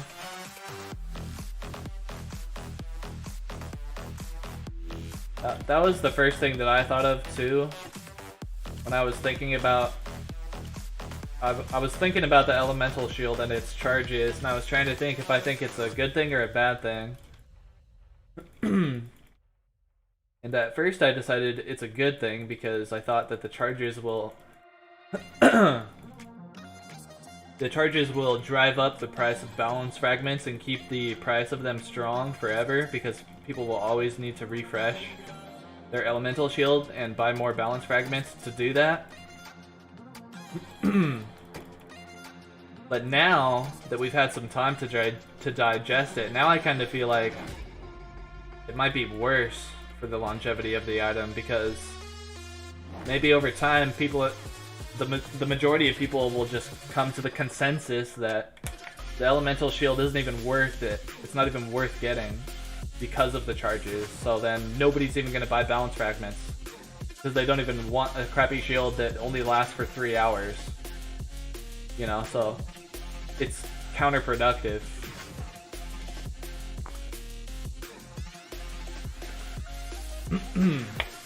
So I thought it would be a good thing at first, but now I don't know. Now I feel like maybe that's not the case.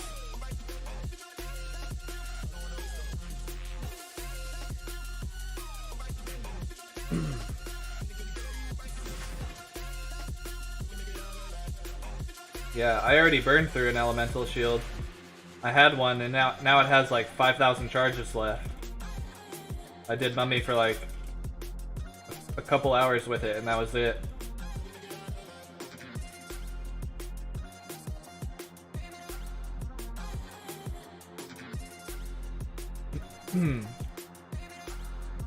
Yeah. It'll be useful if there's a boss where the meta for fighting that boss is always free-for-all.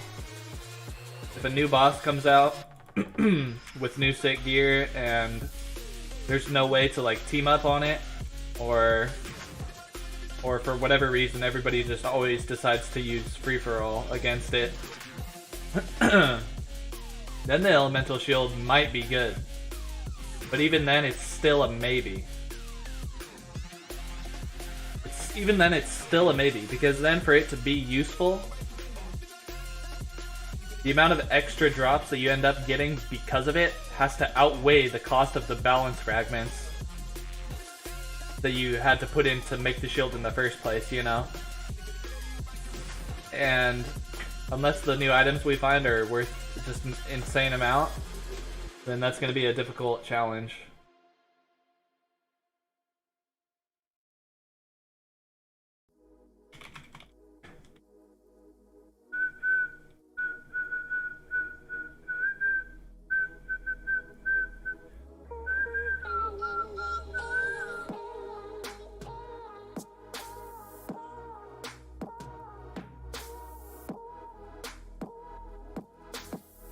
There's something in the air.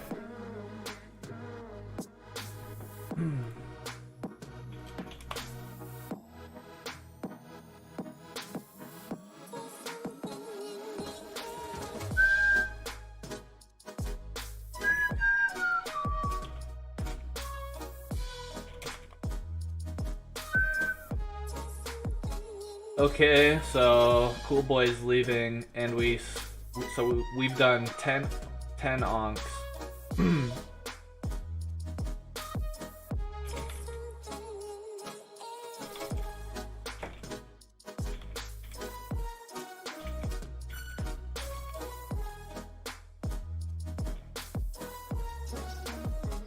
The air.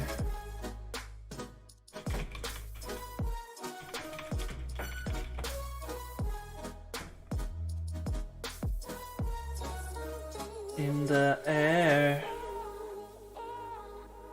What's a dungeon raid? Thinking Ellie shield is for mage sets, as it gives better defense overall compared to the negative to the negative outsets of the mage set, so potentially this set up for long dungeon raids. I don't know.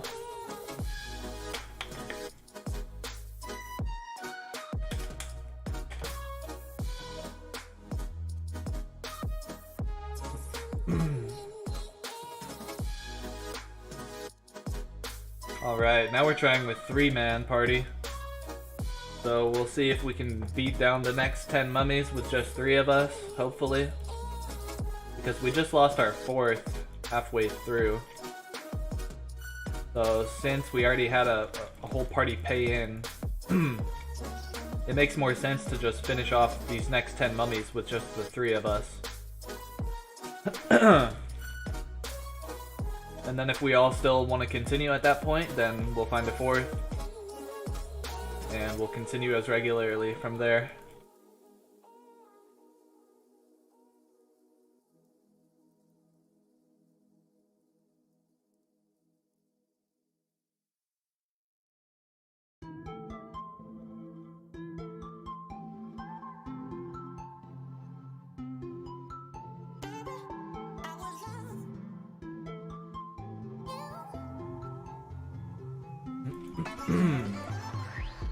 Yeah, that sounds cool.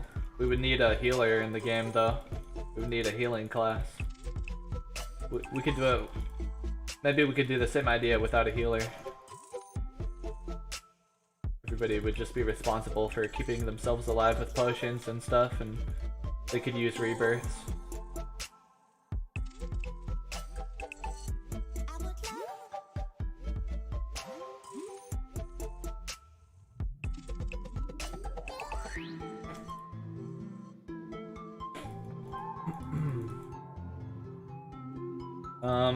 Probably the next thing that's coming is the magic update with the new magic class, the new alchemy skill, maybe even a new region or a new area, who knows? Maybe a new boss, who knows? But for sure, at least the magic and the alchemy. In terms of anything else that's coming to the game in the future, nobody really knows. We just know that magic is on its way.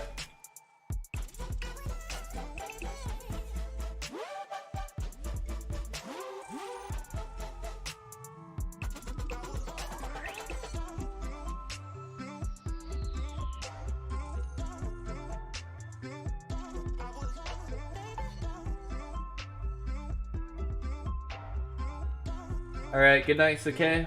Sleep well, man, and have a good day tomorrow. Thanks for hanging out. Peace!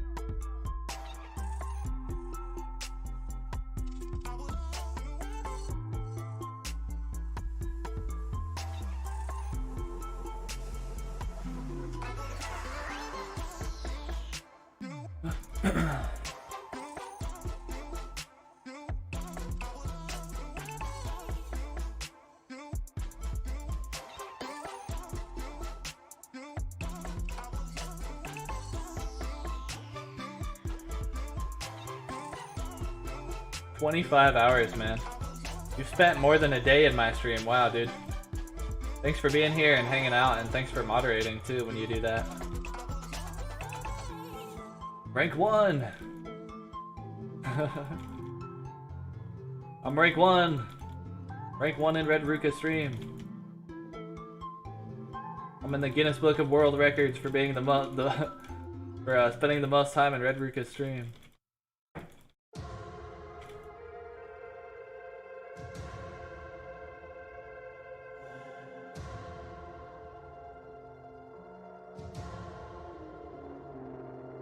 Yeah, mounts would be really cool. This is probably a good thing for us, is that, well, I don't know how long this game has been out, but I think Bart has some competition coming up. Like some direct competition with, sort of, hold on. It's called, let me see, I have to look at my phone. It's called Sword of Legacy. Sword of Legacy is... It's like exactly the same as Curse of Aros, dude. I swear. The people who made Sword of Legacy probably saw Curse of Aros and like had a larger development team than Curse of Aros, so they were able to like copy Curse of Aros and make their version of it faster than Curse of Aros was able to. Because Sword of Legacy is like exactly the same, except it's got an auction house. The graphics are worse, so that's gonna be one thing that's gonna be holding it back. But it's exactly the same in a lot of ways, but it's got better features. Like it's got an auction house, it's got mounts. I think it might have skills, like combat skills, but I'm not sure about that. So it's just like a grindy game just the same way. It has task boards just the same way, but they do it a little bit differently. They have like a task board for each region. So like, for example, if Curse of Aros did task boards the same way as they do it, then it would be like, we would go to Golemite Bats to get Golemite Bat tasks, and like in the Golemite Bat task area, there would be a task board specifically for Golemite Bats, and like maybe for a few other mobs in the immediate area as well, for like maybe for Golemite Fiends as well.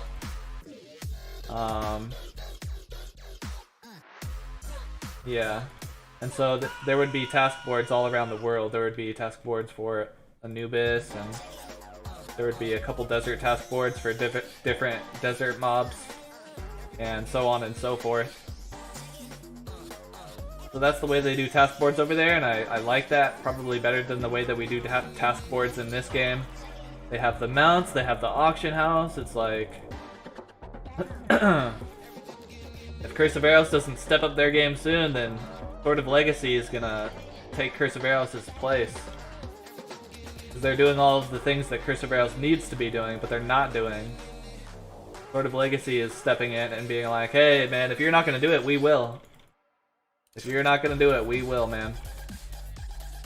So Curse of Aros better step up their game before Sword of Legacy becomes the one that people start to choose over Curse of Aros.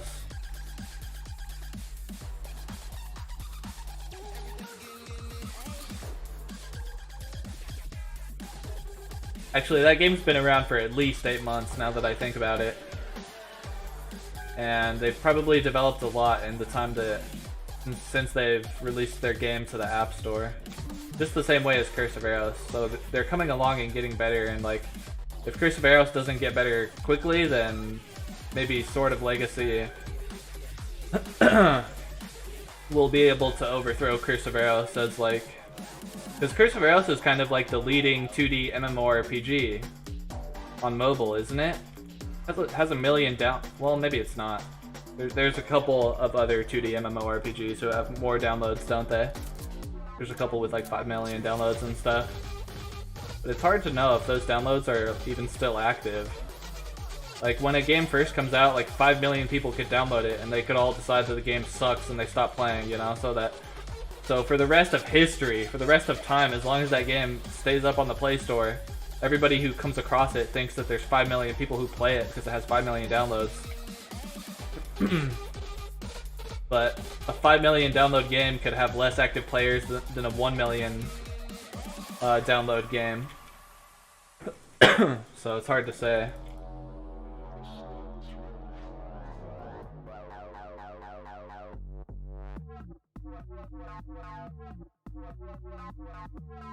Yeah, that's a good statement. That's a statement you can make, truthfully. In terms of player base and download, COA has a high position. Can't say if it's rank 1, but we can say it's got a high position. We can say that for sure.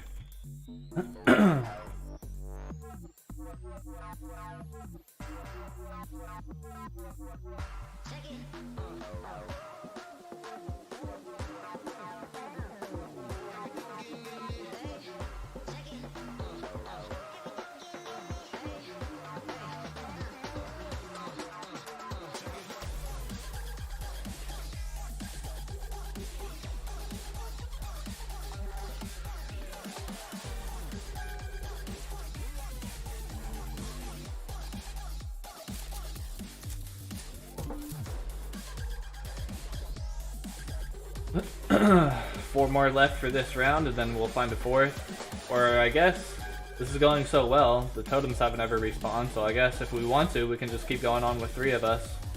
Just keep it a 3-man party if we really want to. I wonder what's better though, 4-man or a 3-man? With a 4-man, you're getting faster clears. But with a 3-man, you're probably, well, no, the 4-man, well, no, it's so hard to say.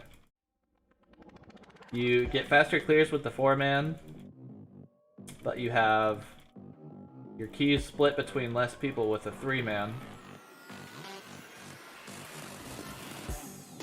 The difference is probably negligible. Whether you use a 3-man or a 4-man, the difference is probably negligible.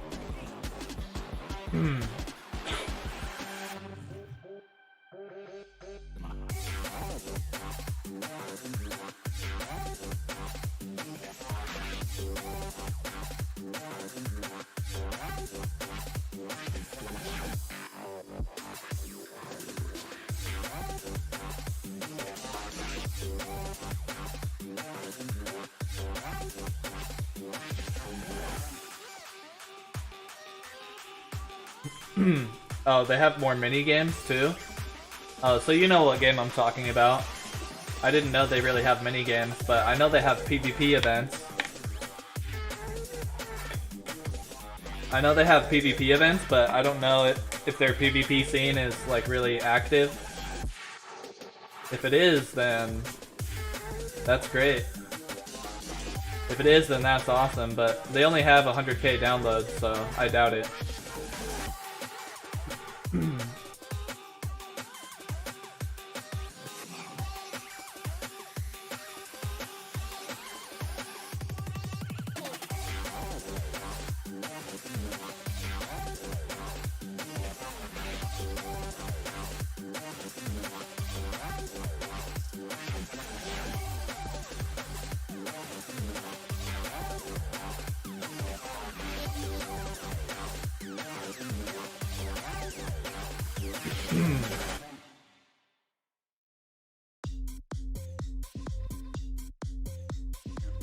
I quit COA and played a few of the 2D MMORPGs on the Play Store at one point.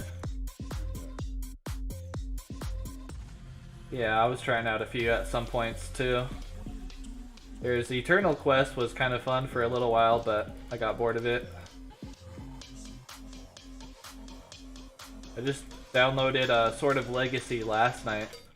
Actually, I downloaded it before that at some point, and then I got bored of it really fast. But I re-downloaded it last night. I think it got better than it used to be. I don't remember the UI being the way it is now. I think the UI probably got an improvement.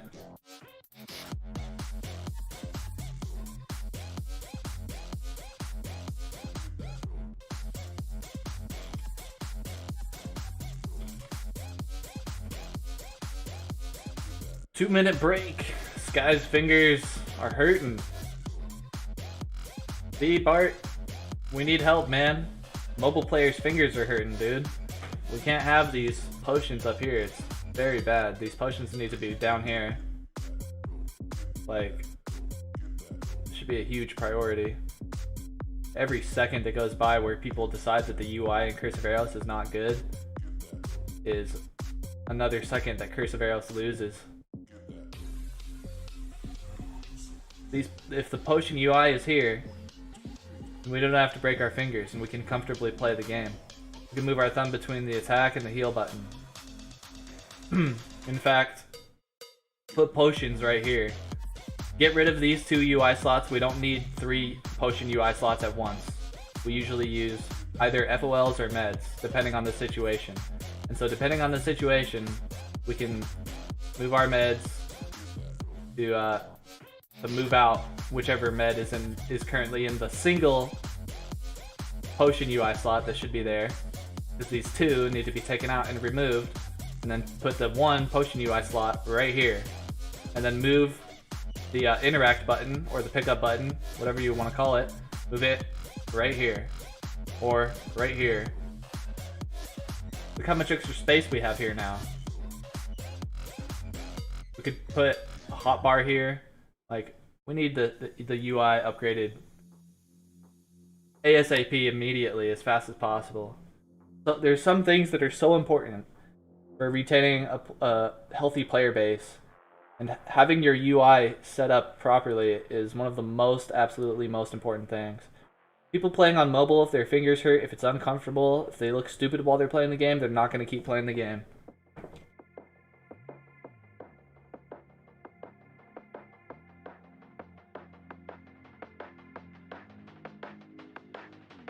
Using claw grip looks pretty stupid. I don't want to be caught out in public using claw grip playing some game on my phone. But I wouldn't care at all if I wouldn't mind at all to play the game on my phone if I could hold it like a normal freaking person. I have like 5 fingers on the screen, like freaking Spider-Man. Like, I'm not a spider. Surprisingly enough, actually. I'm not a spider. I can't actually claw grip the crap out of my phone comfortably for hours on end.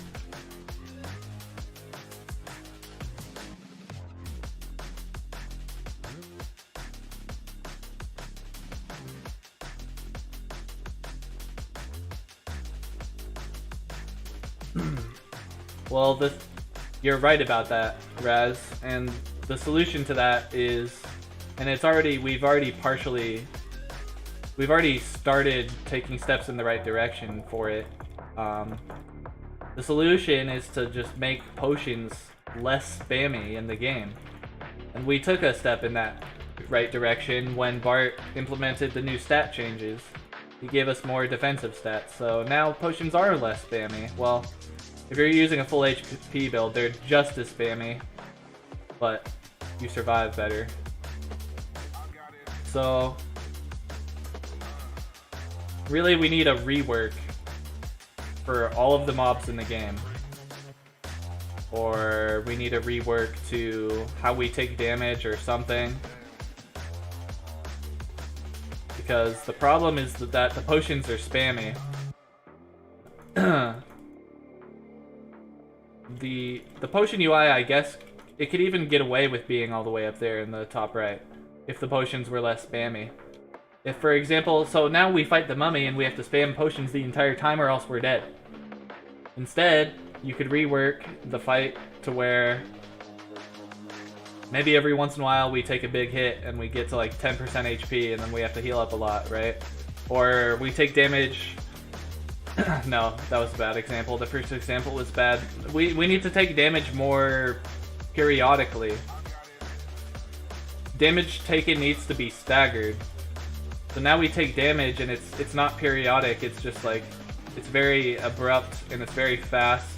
And we can die at any moment while we're fighting Mummy. And so we have to keep spamming. But if Mummy would like attack slower, or I don't know, dude. He's just gotta rework it in some way. It's like, you know, when I play Sword of Legacy, I don't have to spam the potions constantly. There's a slight cooldown on the potions, and the way that I take damage, it's like, I'll take damage maybe once every 3 seconds, so I have time to react. And that's the way that Curse of Aros needs to be as well. We can't just be spamming potions, it's stupid. I don't like to complain about it, and I don't even like my demeanor when I talk about it, because I guess I should try to be more understanding or less negative or something, but when I've been playing this game for so long, and I want the potions to not be so spammy for so long, and the potions never get fixed, and I feel like they're never gonna get fixed, then I start to get pissed off, you know? It's like, I know it's not my game, and I don't have any right to say, but I feel like I've invested just as much into this game as Bart has, and probably all of the high-level players in this game should feel the same way, or feel at least similar, in a sense. Like, we've invested just as many hours into this game as you have, Bart, and we have to put up with everything in this game more than you do. You don't even have to put up with anything in this game, we do. So maybe we should have even more say than you. And it's like, dude, the potions are so bad and it's driving away so many people. It just makes me mad. Not just the fact that the potions are awful to use for mobile players and uncomfortable, but it makes me mad that so much time has gone by and I care about this game, and so much time has gone by with these potions being all messed up, and every second that continues to go by like that is more people learning about the game, trying it out, and then coming to the conclusion that the potions in this game suck, and I don't want to spam potions for the rest of my life, and the mobile controls for this game suck. So I'm just gonna quit. And every second that continues to happen is another second that the developers of Curse of Aros let us all down, and drive away new players from the game. And I want all of those new players in the game, and I want the game to explode. And so it does piss me off. And so it's hard for me to not get mad while I'm talking about it. And although I should probably phrase it all differently and everything, you know, just in case Bart or any developers of Curse of Aros happen to see this, because I don't want them to feel like I have negative feelings towards them or anything. But I can't lie, dude. It just pisses me off that every second that goes by with this game not getting fixed, especially the fixes that it needs the most, it pisses me off. Because good players are being driven away from the game. The community is being weakened over time by its own developers. And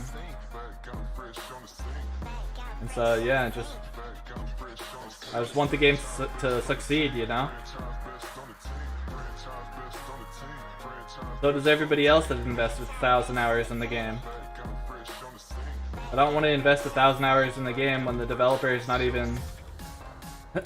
Seems like, you know, as much as I shouldn't say this, and if you do see this part, I like you and I care about you, man, but I will say that... Hold on, I need some water.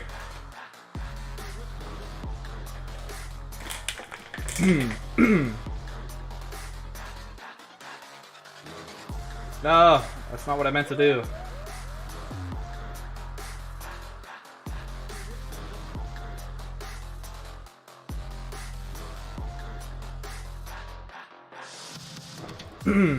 So I'll preface this with saying I like you, Bart, and I have nothing against you, but when you go months without putting anything in the game, especially when there's like huge problems in the game that people always complain about, like the mobile controls and the potion spamming, when you go so long without putting any updates in the game, it's like stabbing us all in the back. Like, we're all here to support you, and we all care about you, and we all care about your game, and we all want to see it succeed, and then you go so long without doing anything. Makes me feel like I've made a big mistake in even playing this game in the first place. Like, that's not how I feel overall. Part of me does. Part of me is like, oh my god, I've wasted so much time in this game and they're never gonna do anything with this freaking game. It's always gonna be crap. I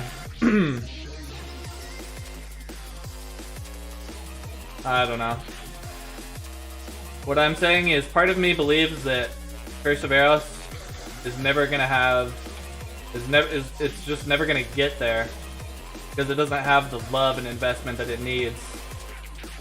And then part of me just wants...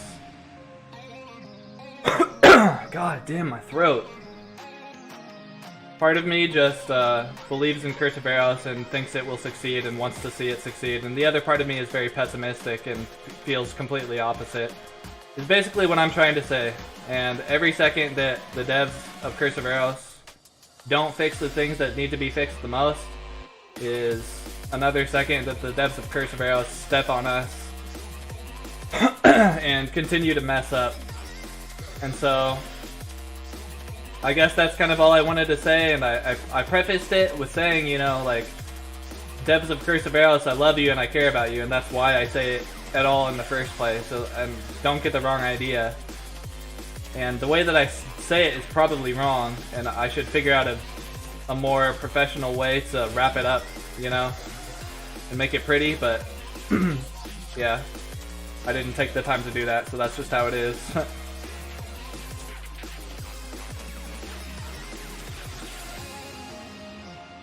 Yeah, that's one thing that brought me back too. Or not even brought me back because I was already back at that point, but that's one thing that made me start playing more, and that's one thing that revitalized my hope in Curse of Aros. Is the fact that Bart got another developer. That's huge. That's very, very important. That's big time. It's a huge deal for Curse of Aros. I like that a lot.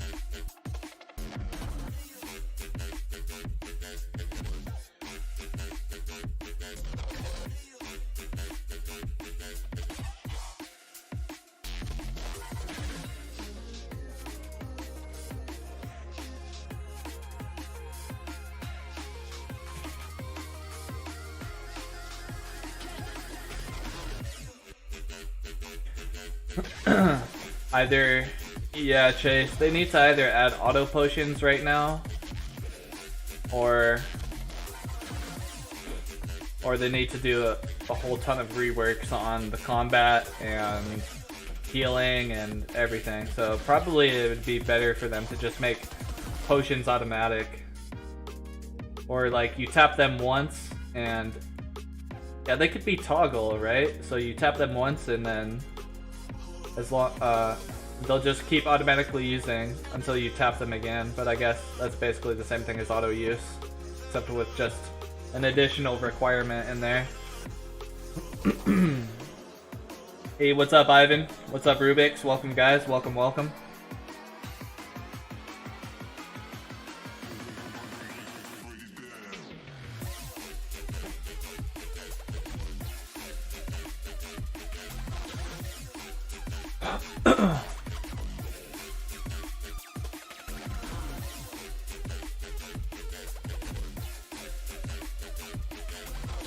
Another 10 gold keys, and that puts us up to 284 total. Couple more red keys. Alright, cool, cool.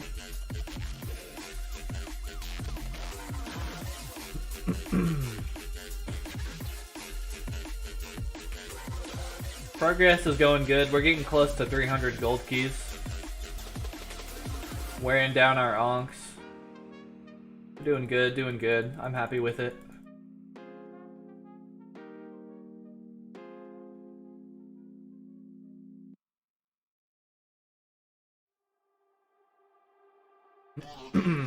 Yeah, that wouldn't be too bad of an idea either, Raz. I wonder if Bart is thinking about that at all. I'm sure he's thought about it. I wonder if it's something that he's deciding it's a possibility, or if it's something that he totally doesn't want to do. I don't know. I imagine he probably would want to sell it. Because... yeah. He doesn't come out with updates very often, so he probably would like to sell it. I mean... I mean, he worked up the entire base of a game here that he's got, so... it's at a really good point for him to sell it, probably.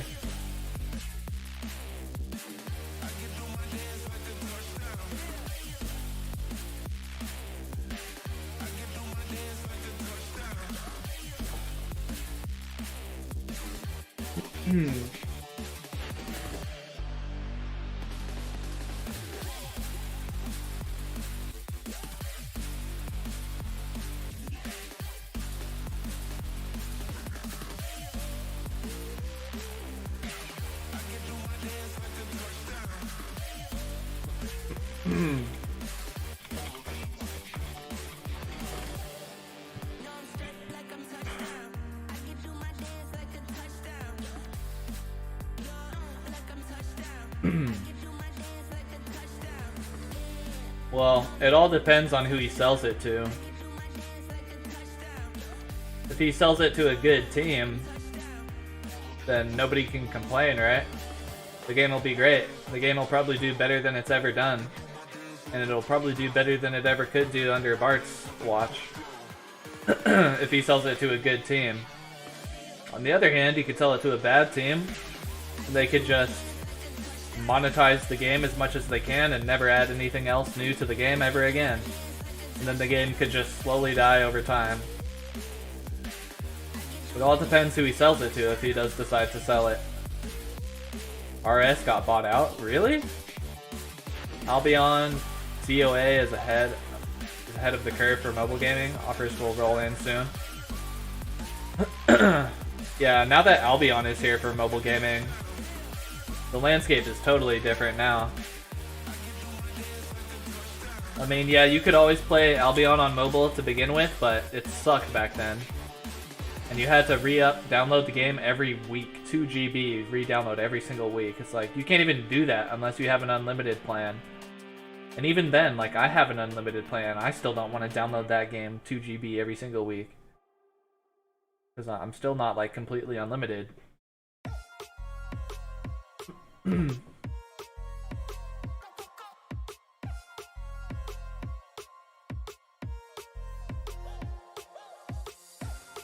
Albion and RS both got bought out. They must have offered a lot. Chinese company?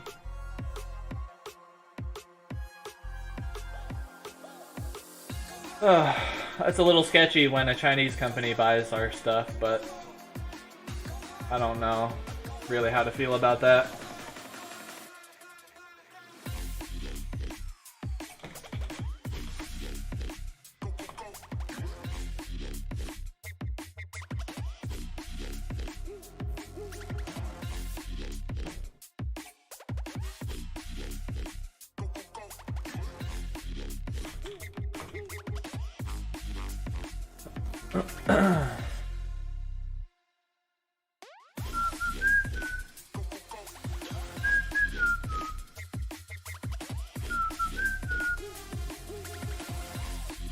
RS3 will change a lot, to be honest. More pay to win incoming.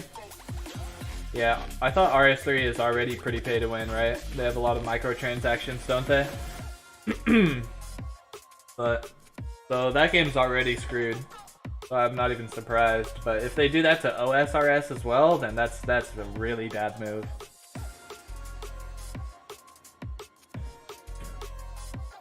The OSRS community would freaking blow up. They'd be so mad.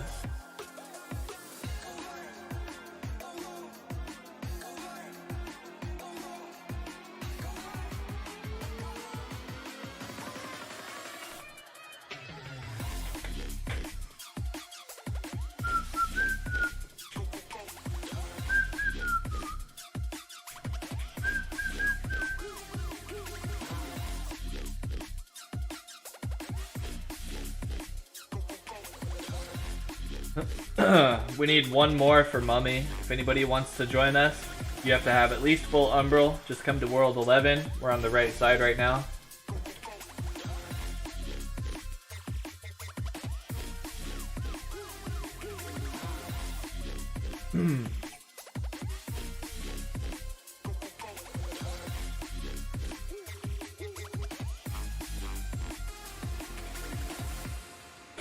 Yeah, you never know, man. Some crazy stuff could happen. Like, I bet some crazy person will get dollar signs in their eyes. They'll look at OSRS and just be like, man, if we could monetize that, we could make so much money. And then they'll see the contact in place, protecting and preserving OSRS, and then they'll hire like a hitman to take him out, or they'll hire like a team of people to confuse him and make him move positions or something.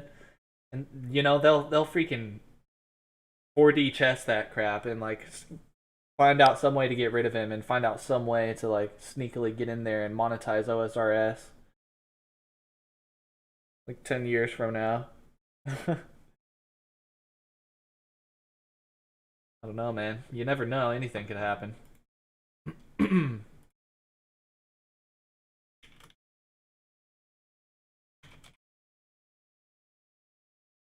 True. That pet, best pet. Rue.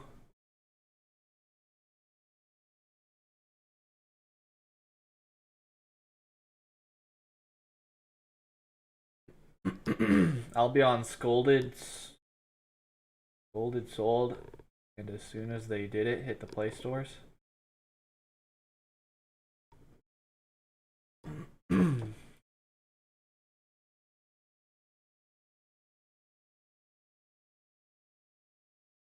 Guy, reply.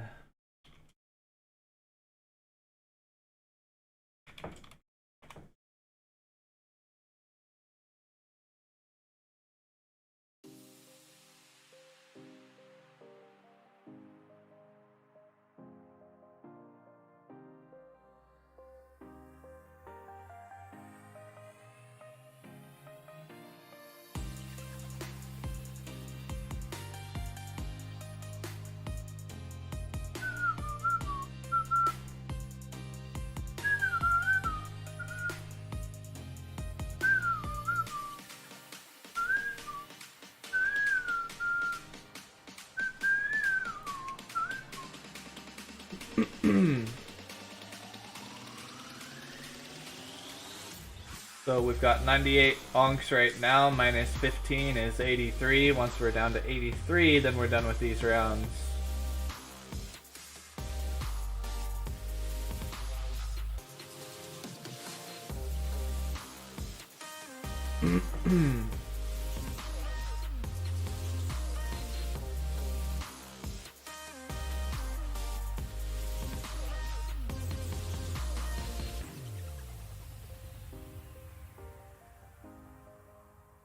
Oh, as soon as they sold, then it hit the Play stores?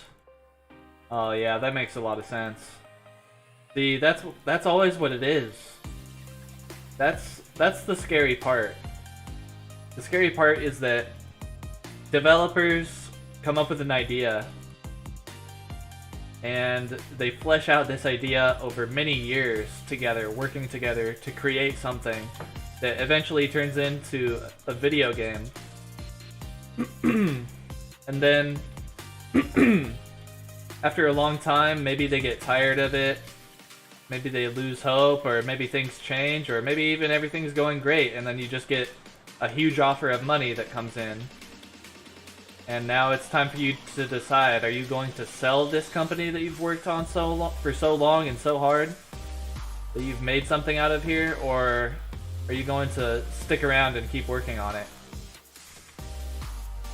Well, if you sell it, you're going to make a ton of money, and it's a hard offer to refuse, because not only are you going to make a ton of money, but then you're not even going to have to work anymore. You know?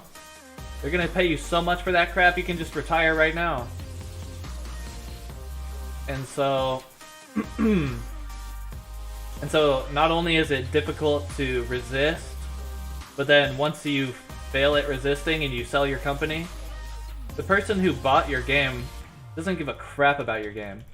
They didn't spend years developing it. They didn't spend years with people creating something here. They probably don't even play video games in the first place. They probably don't even care about video games. So whenever you sell out your game, if you sell your game to a development team that actually cares about your game, I'd be so surprised. That would be one of the things that I would hear that would make me so surprised. It would be one of the most surprising things ever.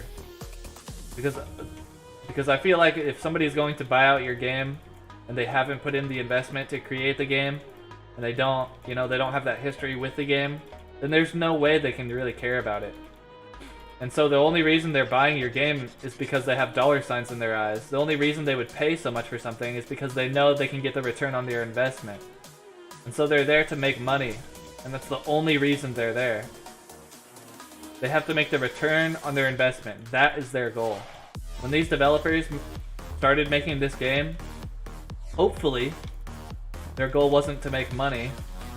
For a lot of them, probably that is their only goal, but hopefully for the good developers, they're there because they want to make a fun experience. They've played games their whole life, they play video games themselves still to this day, and they want to make a good game, and they get attached to that game they've created, that they've spent so much time creating, to become something special to them.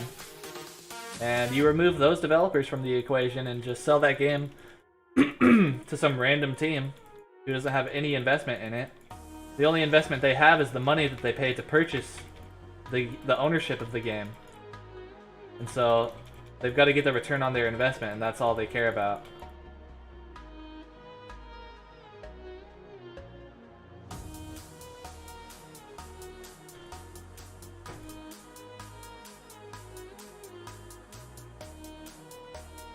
So if you ever run into the position where you're playing a game and the developers end up selling their game, things are probably not going to get better. They're probably going to get worse. But then there's sometimes when developers, they just don't have the means by which to continue developing their game. Maybe they don't have the funds, or maybe they don't have, maybe they're missing something, They don't have the development team, they don't have the funds, maybe they don't have the hardware, maybe they don't have the software, or maybe they have all that stuff, but it's just outdated.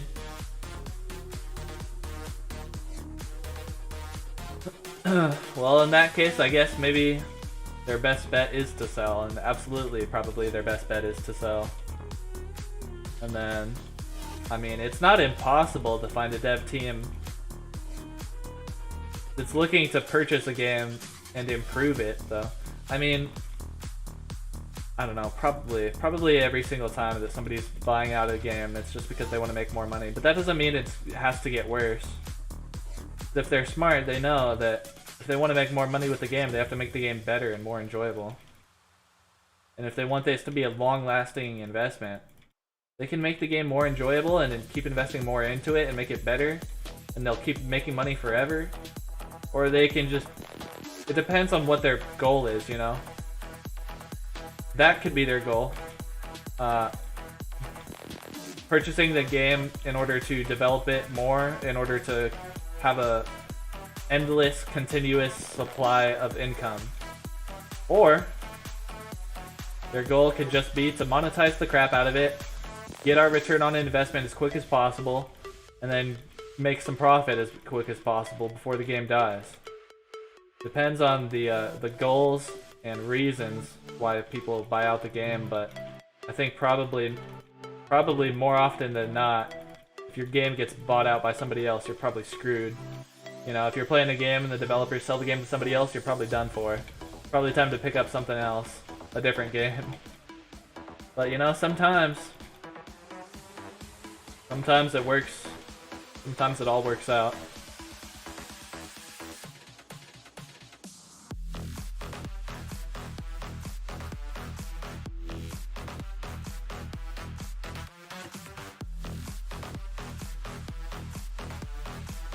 Yeah, Square Enix and Ubisoft.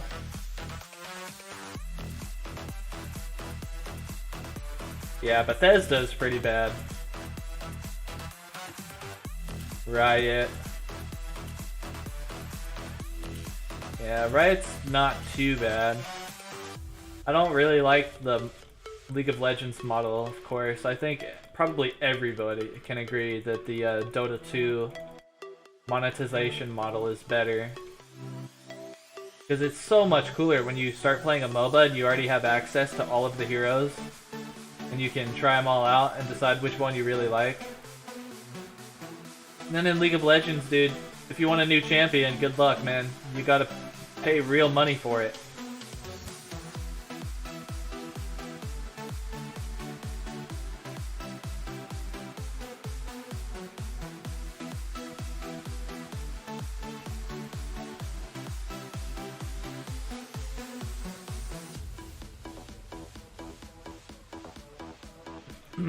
Yeah, microtransactions are ruining everything. Man. Capitalism is going balls to the wall, man. They're going all out. It's getting worse and worse. It only starts with microtransactions, and then there's gonna be the next big way to make money off of people, and then the next big way, and then the next thing. And it's just gonna be, what can we do next to maximize profits more? Okay, we've maximized profits as much as we can. Okay, well, what can we do to maximize profits even more? You know, it never ends. They only want more profit. And some companies are willing to go all the way. All the way to keep getting more profit. I mean, have you heard about Nestle? The freaking chocolate milk mix company? I mean, they make chocolate freaking milk mix, for crying out loud, but you'd be surprised, man. You'd be surprised if you're unaware now. You'd be very surprised to learn about just how evil Nestle is and the evil things that they do. Nestle kills people and like does insane stuff in order to like keep their business going and keep profits rolling in. And there's tons of other companies that are the same way. And they're evil, dude. And they'll kill people and not even care. And they'll do just insane things that you wouldn't even think of, just to maximize profits, just to preserve profits, all of that stuff, you know. These companies are insane. And it's like, they're like monsters. Companies are like monsters. They can get out of hand. Like you can have a tight grip on them, and you can have a tight control, and everything can go fine, maybe. But companies are like monsters. If you're not careful, they'll get out of hand, and then once you lose control of it, that's it. Like, it's not going to go back to the way it was before. Because companies are like bureaucratic, you know, they're very slow moving. You can't really like fix things in companies quickly. It would take a long time. In a lot of cases. So like, I don't know, man. These companies just get out of hand, and I guess they all probably start with fine intentions, hopefully, but once your company gets so big and things get out of hand, then you might just end up like Nestle. And then if your company has to take hits out on people, if your company has to kill people for whatever reason to maximize or preserve profits, then your company is going to hire the hitman or hire the whoever or make it happen in whatever way they have to. They're gonna make it happen. They're gonna get the thing done that they need to get done, no matter what is standing in their way. Some companies just get out of hand and they turn into monsters. And I'm sure we would all be just absolutely mind blown and completely surprised to find out some of the secret things that companies have done and gotten away with in order to maximize or preserve profits. We would all just, our minds would shatter, probably, just by the level of crazy in the things that some companies have done. I can't even imagine.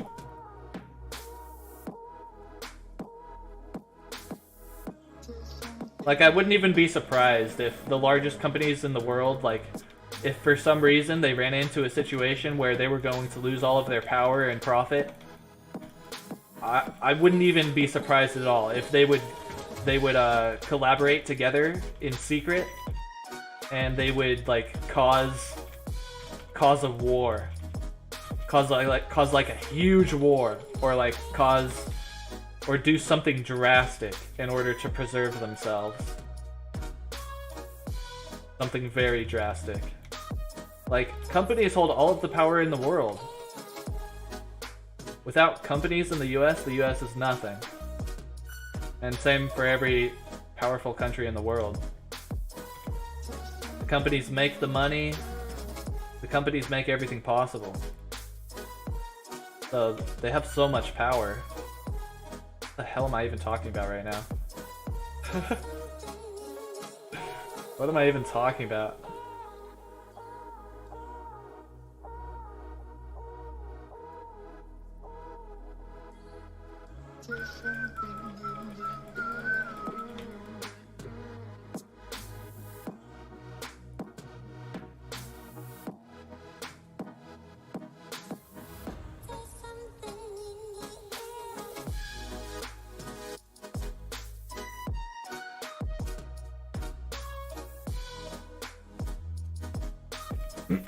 I don't know what you're saying. I don't know what I'm saying either. I'm just saying stuff, I guess.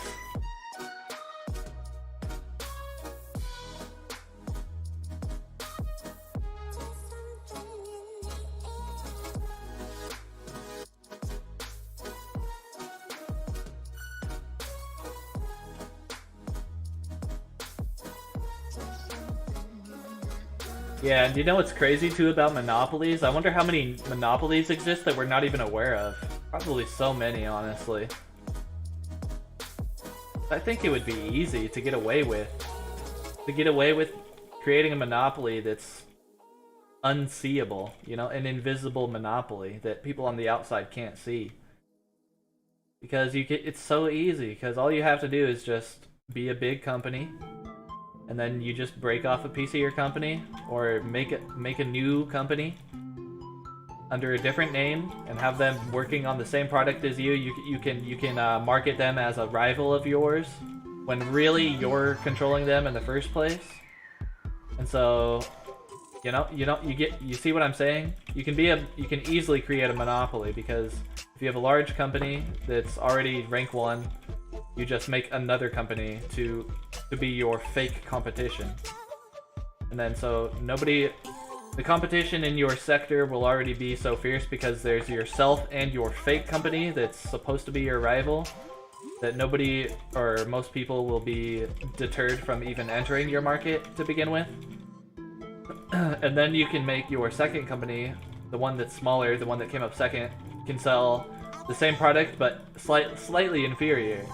So whenever anybody buys that product, they'll be like, oh, this other company makes these way better, and they'll be talking about your main company. And so it'll be another boost for that reason. So then, yeah, so then you could effectively have a monopoly over the market. And dude, you could manipulate the prices so easily if you did that. If you just had like a smaller company that you just pulled the strings for. Oh man. Now that I think of it, it's even easier than I thought. Because I mean, as long as you're the rank 1, then just everything is easy, and it's easy for you to get away with anything. Because then you can just buy out all of your competition. Isn't there laws in place to prevent monopolies? What happens if you become a monopoly, or how do you stop it? Do you literally get in trouble by the police? Or the FBI or something?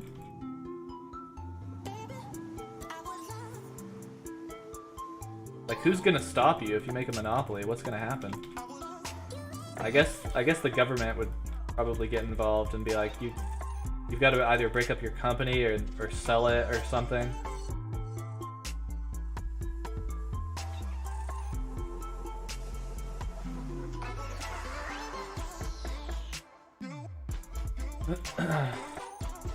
Yeah, coke used to be actually cocaine.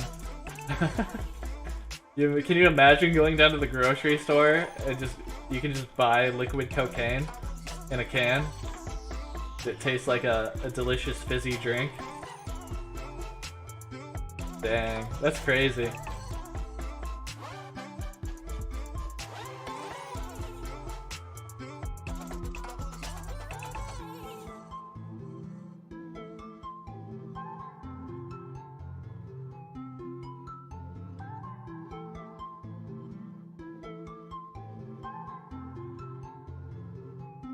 What was I supposed to stop at again? Oh, 83. So we've got 3 onks left for this round.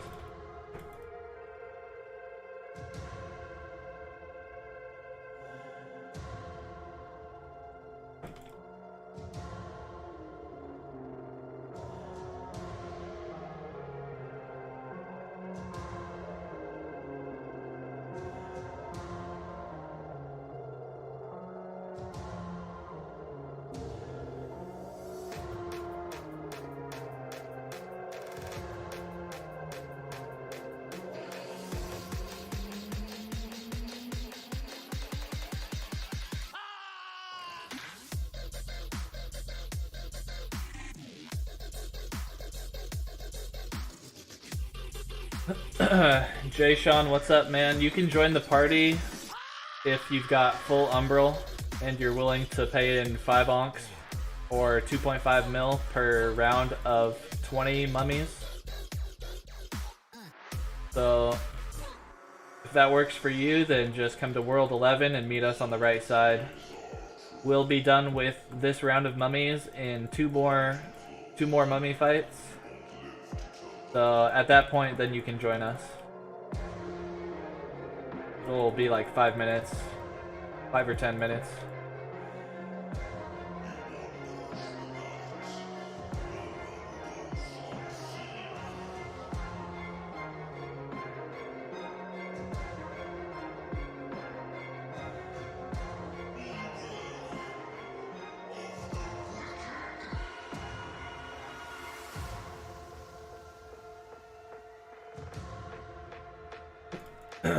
England has a whippet problem? Whippet? You mean like the drug?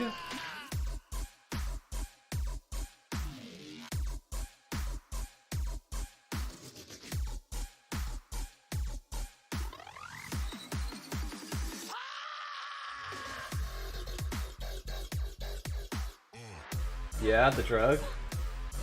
Oh, really? Wow. That's a weird problem to have, isn't it? How do you just randomly get a whippet problem? And I mean, what even constitutes a whippet problem? Anywhere in the world that anybody's ever doing whippets, that's a whippet problem right there, because it's just a stupid thing to do, and it's just a waste of brain cells. But what constitutes a whippet problem? I mean, there's been people doing whippets in England for years and years, and the same thing with the rest of the world, so, like, what are you saying? That all of a sudden there's been, like, for some reason, a huge import of CO2 in England, and everybody's just huffing it? Like, what's going on? How did you get a whippet problem?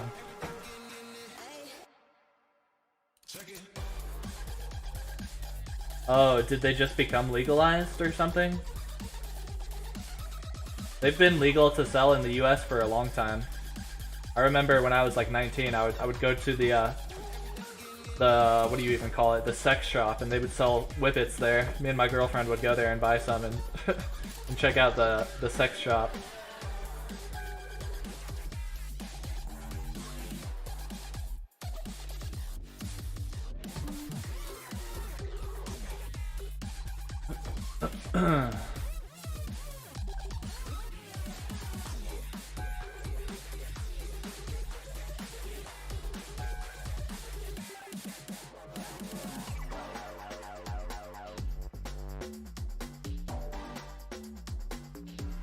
Whip it good.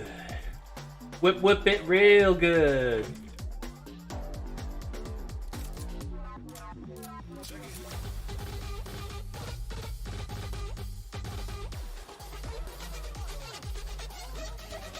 Yeah, Whippet's just the most popular brand, I guess, that most people are aware of.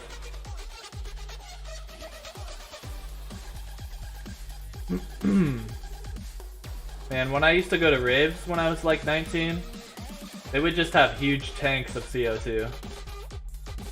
And they would sell you a whole balloon, like, they would sell you a whole huge balloon of CO2 for $5. They would give you this fat balloon, it would have like tons of CO2 in it.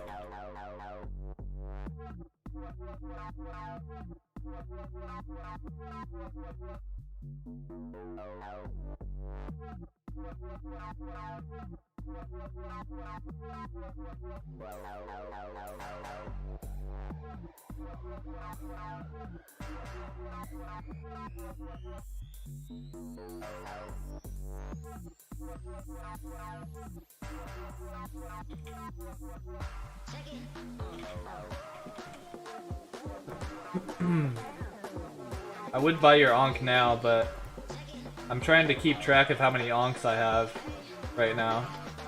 So if I buy your Ankhs, then I'll lose track.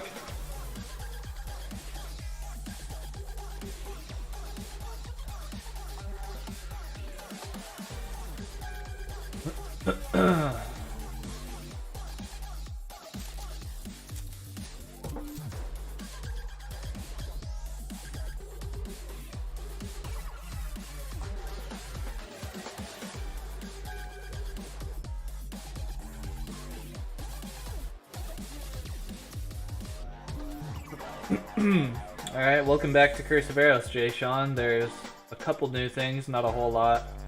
I don't know how long it's been since you've been away, so I can't really say for sure, but probably the only new things that have been added since you've been gone is the Shadow Dungeon update stuff, which is just the Shadow Dungeon area, which has a couple new mobs in there, and the Shadow Forge, which is where you can make your new Dormant Shield, or Elemental Shield, and they also added the well to the game, which is at spawn. You can throw shards into the well in order to get a server-wide experience boost for everybody in the server that lasts a certain duration depending on how many shards you put into the well.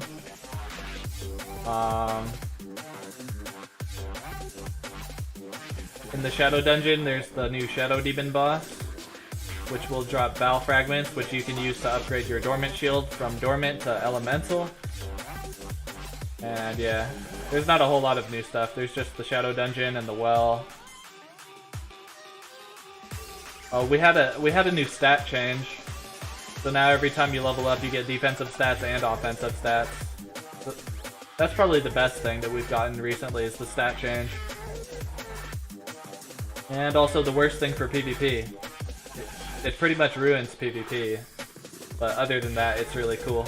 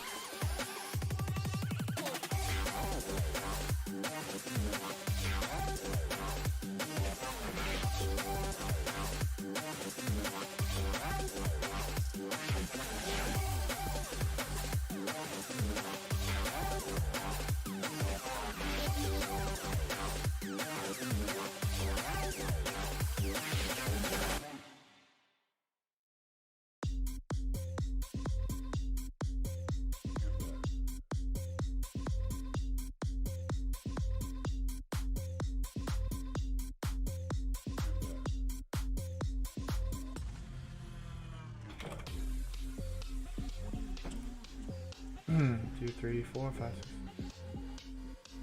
I got 8 gold keys that time. Sweet.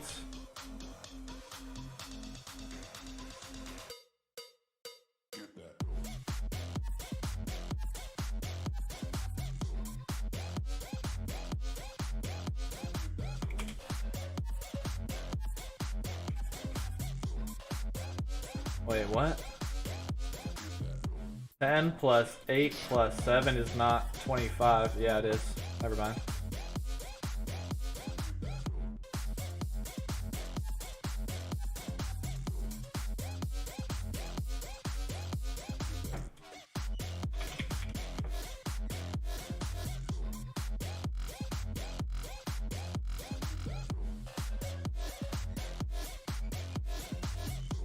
Oh, Chase, you want to sell me an Ankh?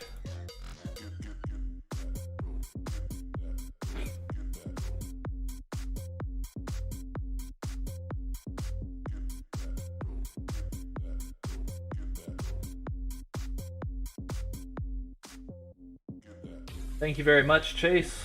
Thank you, thank you. Alright, now back to Snake Bank. We're gonna store our stuff in the bank, and then we'll come back for more.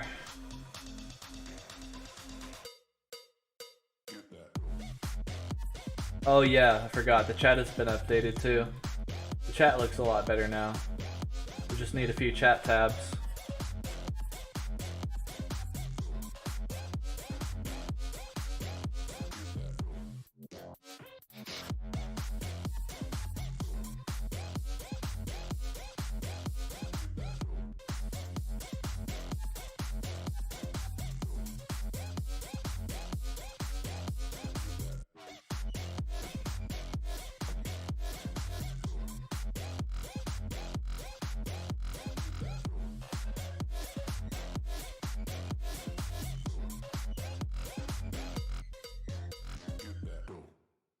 Get that dough.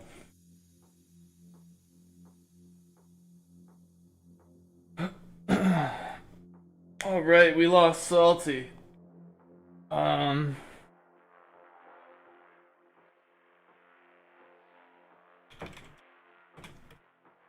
done with Mummy for now, I guess. I've been streaming for 3 hours. How many viewers do we even have? 6? Oh, damn. Alright, that's gonna be it for me, guys. Stream 3 hours. I'm probably just gonna keep grinding, but I don't know. Don't really feel like continuing to stream right now. So, thank you everybody for watching. I hope you guys enjoyed. I hope you guys got something useful out of this, whether it was some information or maybe a laugh or whatever. Hope you got something. So, thank you again. Thank you everybody. That's it for me. Peace.